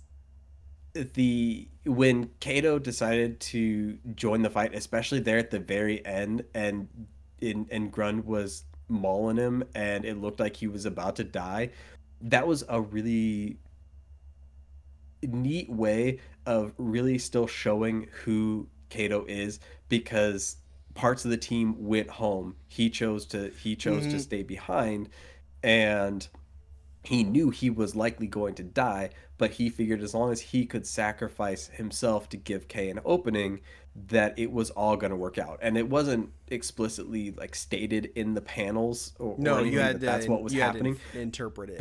But that was definitely his character's intentions and why he stayed behind. He looked back at what the clone variant of Kay did in the hunting grounds, and he just modeled himself off that, and it was very fitting to his character. Well, see, so I thought that was really cool. What you will about Oku, the man knows how to write a character and keep it consistent. He can't do shit for the story, but the characters he's got down pat. Oh yeah, he's like the Kevin Smith with Kevin Smith's a god with dialogue. Just don't give him an action scene. Hey, uncalled for. And no, it's serious though. Like, watch Dogma and you'll understand what I mean. Dude can't film action scenes, but those conversations are on point. I don't appreciate this Dogma's conversation. one of my favorite movies. What was that? I said Dogma's one of my favorite movies. Got it somewhere here on DVD. You bastard, you need to apologize. I had Kevin Smith record you a personalized video talking to you, and you are going to talk shit on him now? What is wrong with you? I love Kevin Smith. I just got to tell he's got to work on how to learn how to film action scenes. That's all. But he says his name in the video multiple times, and even asks him where the fuck he's at and why he wasn't there, and swears at him. It was great. It was the most Kevin Smith thing in the world. And Kevin, if you're listening to this, I'm sorry. I love you. You should be. You should feel bad. I take Kevin, it. If you're listening, you can call me. You can talk to me. I appreciate you. And I want to be in Mallrats too.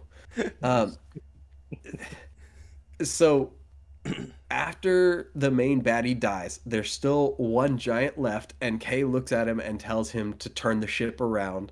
and to not to end it all, and the dude doesn't break eye contact and just kills himself. He's Yes. like, nope, we're done. I quit, and just offs himself right then and there.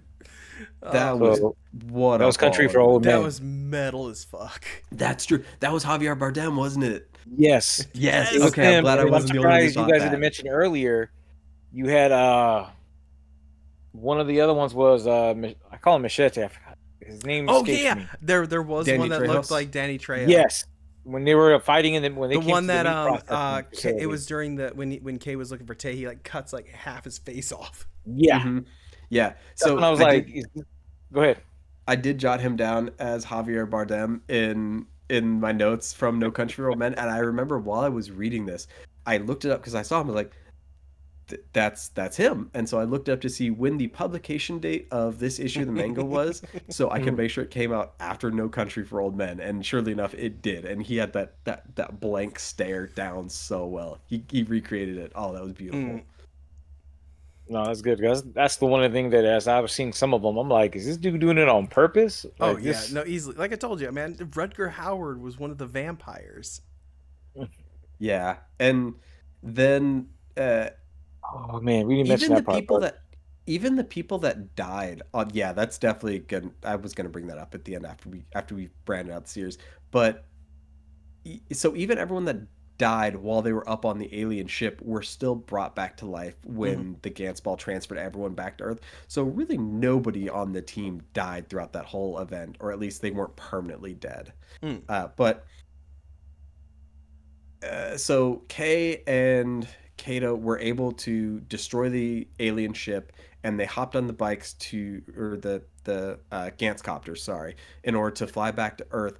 But what I thought was really weird about that last panel, and why I'm going to talk about this in a second, but why I didn't think the series ended was because uh, it was really quick, and it mentioned that 3 days had passed between when the Mm. ship was destroyed and when they were found in the water. But for whatever reason, Tay was still in nothing but a button-down shirt and no shoes, and his brother was still in the same clothes.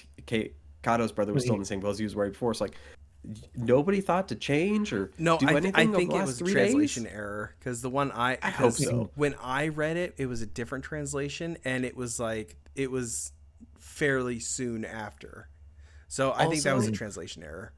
Also, you can see the mountains and the city in the horizon from the water. Why are you floating for 3 days? Exactly. Yeah, that. I So think it was supposed I to be was 3 hours. that would make more sense. Yeah, because I Though I think it's wonder like, how fast those Gantsuits could make them swim. oh my god. well, I the way they imagine it'd look, be one stroke and they're on land. But yeah, it was kind of cool to look at the last panel and kind of see like who actually made it, because you get to see Kaze, Takeshi, and Mary were there, and I think there was like a few others, but those were the big ones. Those were the ones you cared about. Those were the ones I cared about. Mhm. So what did you think of the ending, Rico? Yeah, what was your hot take? I guess my hot take would be is I didn't necessarily like it because it was more or less of the mothership gets destroyed, you fall back to Earth, you're floating there, and then you just happen to go to the beach, and then it's like everybody hugs, and then that's it. And I feel like it's still unanswered questions because the one thing I failed to mention, and maybe this is what Hunter was talking about, and I'm like, in this whole thing, I was like, where's the vampires at? And Yep. then literally, Yeah. and then literally later on, you see the vampires like, well, there goes us, and I'm like, okay, so there was no investment in this, as far as what your guys' role is, what happens after this, I'm what thinking happens. like with the vampires, that was like he thought of that as a cool idea to kind of get to the catastrophe, but then just ran out of he watched Blade and Blade 2 and was like, "Oh, that's cool, let's do that." And then didn't know what else to do, so he's like, He had 17 more pages they're to, done. to make it a 400. He could have had him on that one. Yeah, right. It wouldn't have I taken mean, much effort. I, But no, I I mean, totally agree with you, and that's why I didn't think the series had ended because of how I was reading the books.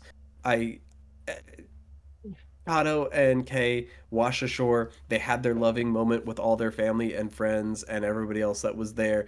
And then immediately the next issue had started, and nerdy Osaka dude, or at least what looked like him, was talking about wanting to be a hero and doing the right thing and all that.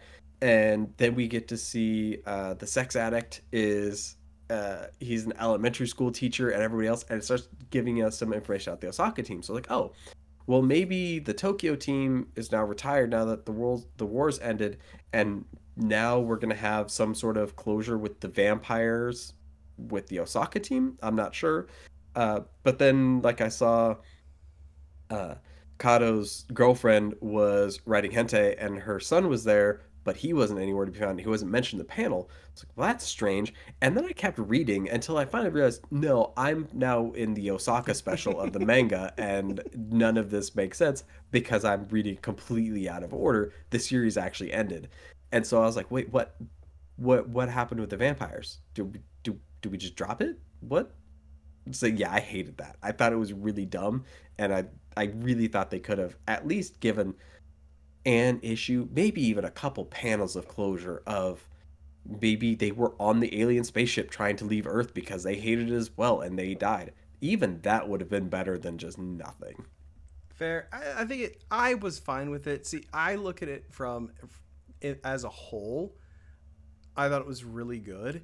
I especially love the ending because that was like I think the best pacing of the entire thing because I read through it like twice because I was like I got to do it again. Um, I like to think of it like like a reverse Stephen King novel. And I'll say this: Stephen King is fantastic about starting a story. A lot of his books get kind of mid at the end, and then the ending is usually kind of a wash. Whereas this was the beginning was kind of ass, the middle was okay, and then the ending was just fucking fantastic. I mean, I don't agree with your Stephen King take, but yeah, no, he definitely had no idea what he was doing until the last I 80 would highly chapters. recommend you go reread The Stand to understand what I'm talking about. But a lot of Stephen King's novels start really strong and end on like kind of a mid note. Well, you're just reading all the post-cocaine era Stephen King. That's your That you know problem. what? That's true. That is true. I I need to go watch man, Maximum Overdrive. I'll give you a point on this one because again, it just popped in my head. Maybe you like the ending is because when we first meet the characters, as far as Kurono and Kato, they're together, Mm, and when it ends with them together, mm, and so that was his way of closing the chapter. Like they were separate in the beginning, they realized who each other was, mm. and at the end, it towards the end, that's what they had to realize. Kato saying, "Hey, you're just like the kid before. How Yeah. um, you survive all situations." And Corona finding the power within himself to do what he has to do. So I give you that credit, but I would have to disagree with Stephen King on that part. Okay, that's fair. Only because if I don't know if you guys ever read the Long Walk. I haven't read that one. So not to make it too long, but basically the Long Walk was what you call it? It's like the Hunger Games, but it's a freaking road march. Mm, That makes sense. okay. Kids volunteer to do this. They have set rules. If you violate the rules, you get your ticket. 3 tickets, and you get killed. But at the end, there's a part where it kind of leaves it open, and I think with um with the ending they had, they didn't leave it. They left it too open, just like that, where the main character is taken away. You're left with, oh, okay, he sees his one thing that he wanted because supposedly, depending on what you wanted, the person who had the whole competition were granted, but yet you don't know if it actually happened or did not. Mm. All you know is the soldiers dragged him away. He's the last contestant. They drag him away. He sees something over here, and then the book just ends on that part. To Interesting. me, Okay. that was the way that he left it. Even though he closed it out with his two, you left it open to where you don't know what happens to the vampires. You know they survived, or at least that thing. You don't know if there's any other immigrant aliens still there, and then you don't leave it to where it's what are we doing afterwards with with this information and knowledge that we have? Do you share it with the government? Who else survived on this part? We know the Japanese businessmen died, but like you guys said, the Americans know what's going on. They didn't highlight what's on the Chinese. And I get it's Tokyo Story, but it's just more of here's a happy ending. Thanks for reading. Be safe going home. And that was it. There's definitely an aftermath they could have covered. Oh yeah. So I mean, again, that's why I felt like with towards the end, the way the editing happened from the truth room to the final battle to this is just like, yeah, you had 17 more pages you could have filled to make 400 to kind of fill it out a little bit more.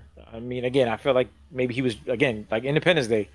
You just wanted them to blow up the ship and them return home, and then here's cigars, here's fireworks, and then that's it. And then, but then Independence 2 came out. I never saw that one, but I heard it was garbage. And, yeah, it's bad. It's bad. Speaking but of Stephen King, I'm ranting and raving, so I'm sorry. 11/22/63 so is good. Stephen King's best book and my all-time favorite book. I've read it like 6 or 7 times now at this point. It's the only non-horror book that he's ever written, at least as far as I know. And the entire premise of this series is there is a portal that allows you to travel back to 1959, I believe it is. And the man that discovers this portal has created this elaborate scheme in his mind that everything wrong with the world and with America today can be solved by going back in time and stopping the assassination of JFK. And that man eventually, from going back and forth too often trying to accomplish this goal over time, he gets cancer from cosmic rays or something. It's never really explained. I think it was he ends because up dying. he was a smoker.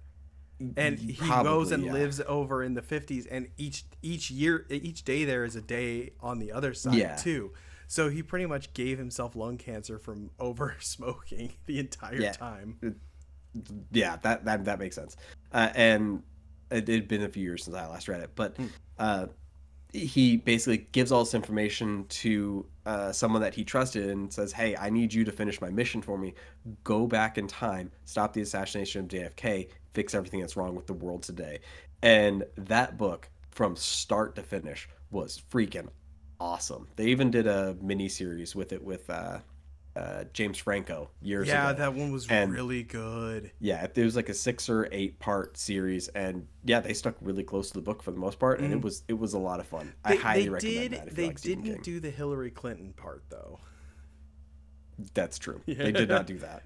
They Probably because the relationship of when it was coming out and her political campaign. But if you like Stephen King, I recommend that, Rico. Yeah, it's a good one.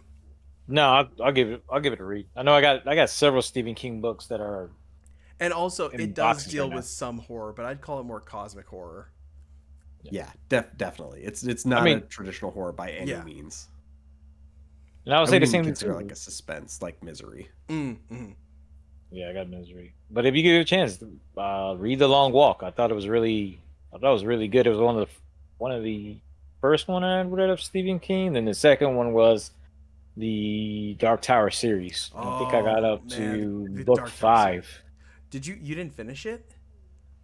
No, because again, this was like oddly enough, like we were talking about earlier, like when we were getting deployed, I guess the MWR had a table and it was just a bunch of free books. So I picked up the Star Wars Unifying Force.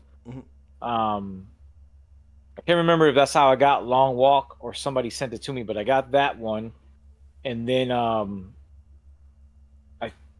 think at the end I shared a True with one of my battle buddies that he didn't make it back, but I think he's the one who gave me the Dark Tower series, the first one, and said, "Hey, you look like you'll be interested in this." I'm like, "All right, cool." And then once I read it, I was like, "Oh, I love it." It's like Western meets knighthood and everything else like that. Just unfortunately, the movie was like, yeah.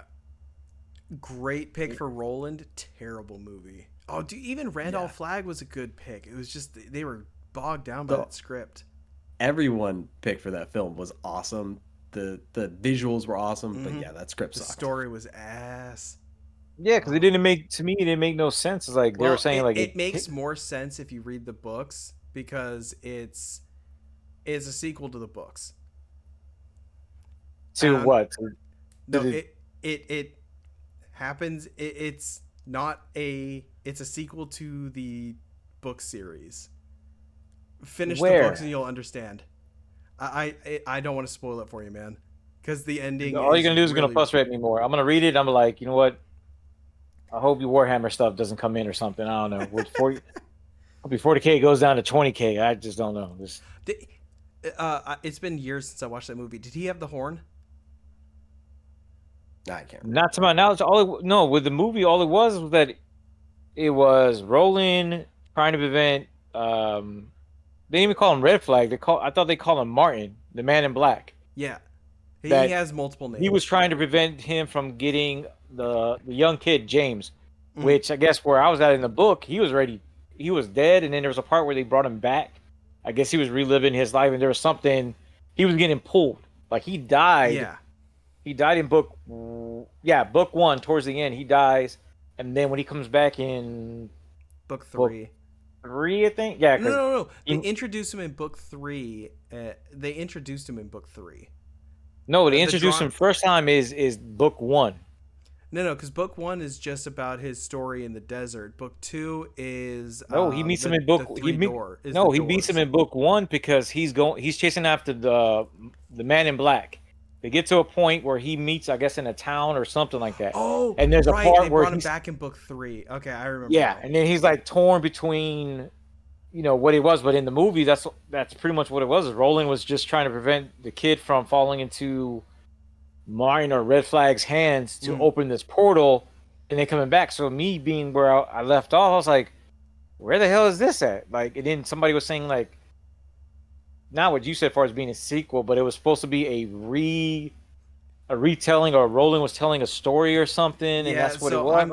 I'm going to go out on a limb and say it is a direct sequel. I'd have to go back and rewatch it because I remember a certain item Roland had, and that's what made me think it was a sequel. I mean, like I said, I got to finish. I'm trying to look it up, but I can't find it fast enough. What was that? I'm trying to look it up, but I can't find it fast enough. Yeah, I can't remember if he had the horn or not. Because I kind of remember he had the Horde of Gilead, and that's why I thought it was a sequel. Because I also didn't know if this was also part of the, like, Stephen King came out with 7 books, and then he came out with another part of the Dark Tower series. Well, a lot of his books tie into the Dark Tower series, like the Stand, the Langoliers. They all branch off of it, basically. Yeah, there's not all of them, but a lot of them do. It's like a majority. Well, initially, I think for the most part is that they share. If they don't branch into it, but they share characters, like somehow they show up here or there. Oh, the even Talisman the book you was mentioned, another one that was huge too. Because even the book you mentioned, that's part of. There's a video that shows a whole spiral of Stephen King, all the connections if you're going to read them. Yeah, and the Circus Tent from It, that it also shows up in the Dark Tower movie as well. Oh yeah, it did. That's what I said. I don't know what they were trying to do with the movies. It was just like, hey, let's go ahead and do it. Because just like you got well, that thing was in the dude from Country All Men too. Huh? That thing was in production hell forever. Like that was supposed to come out in wasn't that supposed to come out in 2009? Well, initially I thought they were going to come out with a movie, then it went back to a TV series, and then as far as casting Roland, it was going to go. I think Harvey Bodell, whatever his name is, Javier. He was supposed to be cast as Roland, and then I thought maybe. I thought it was Josh Brolin was supposed to be casted as Roland. No, I never heard of Josh Brolin's name. It was Javier, and then I thought at one point it may be the guy who played in the show Justice. Oh, Timothy Oliphant. His name is like Timothy something. Timothy Oliphant. Yeah, our mom knows him. Like I thought with his character, because I seen him. What was that? I thought like, well, maybe he'll do that. Our mom dated Timothy Oliphant. Oh yeah, she did. Yeah. I forgot about that. Say what now? Our mom dated Timothy Oliphant back in high school. Yep. They're both from Modesto. No, I thought it was Orange. Oh yeah, because he mentioned that on the Conan O'Brien show. I can't remember. Either way, they went to the same high school.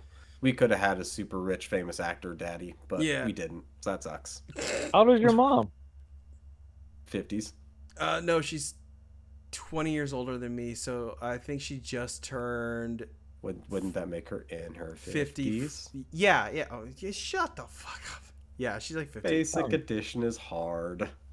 It really is. I forgot. Yeah, he's in his probably early 50s. Damn, it's not that far off. Yeah. How old I is have your reason to dad? believe he'd be somewhere around 53. If I'd I have to think it's guess. like 4 or 6 years older than our mom, not by much. Yeah. Well, yeah. I think unless we got anything else, I say we call it a wrap because we are at almost 3.5 hours. I'm good. Yeah, I'm good. All right, I guys. love it. I hate it. I'm looking forward to the next one. Whenever you say, "Hey, this is what we're going to talk about," so I enjoyed it. I'm never reading again, but it was fun for a read. yeah. All right. Well, Well, one more thing. Should we go ahead and watch the shows now? Because you mentioned the shows oh on yeah, go ahead Netflix. and watch the shows. Like I said, the CG in Gantz O is a little rough, but it's a pretty good watch. It definitely does change the story up a bit, and the anime is, I guess, give it a try. I remember I'm probably like halfway through it. It's not terrible. Is it on Netflix as well or no? No, I'll hook you up. Don't worry. Got you. All right. Well, then with that, we will call it a show. Take it easy, everybody. Bye. All right, bye. Oh, wrong button. I suck at this.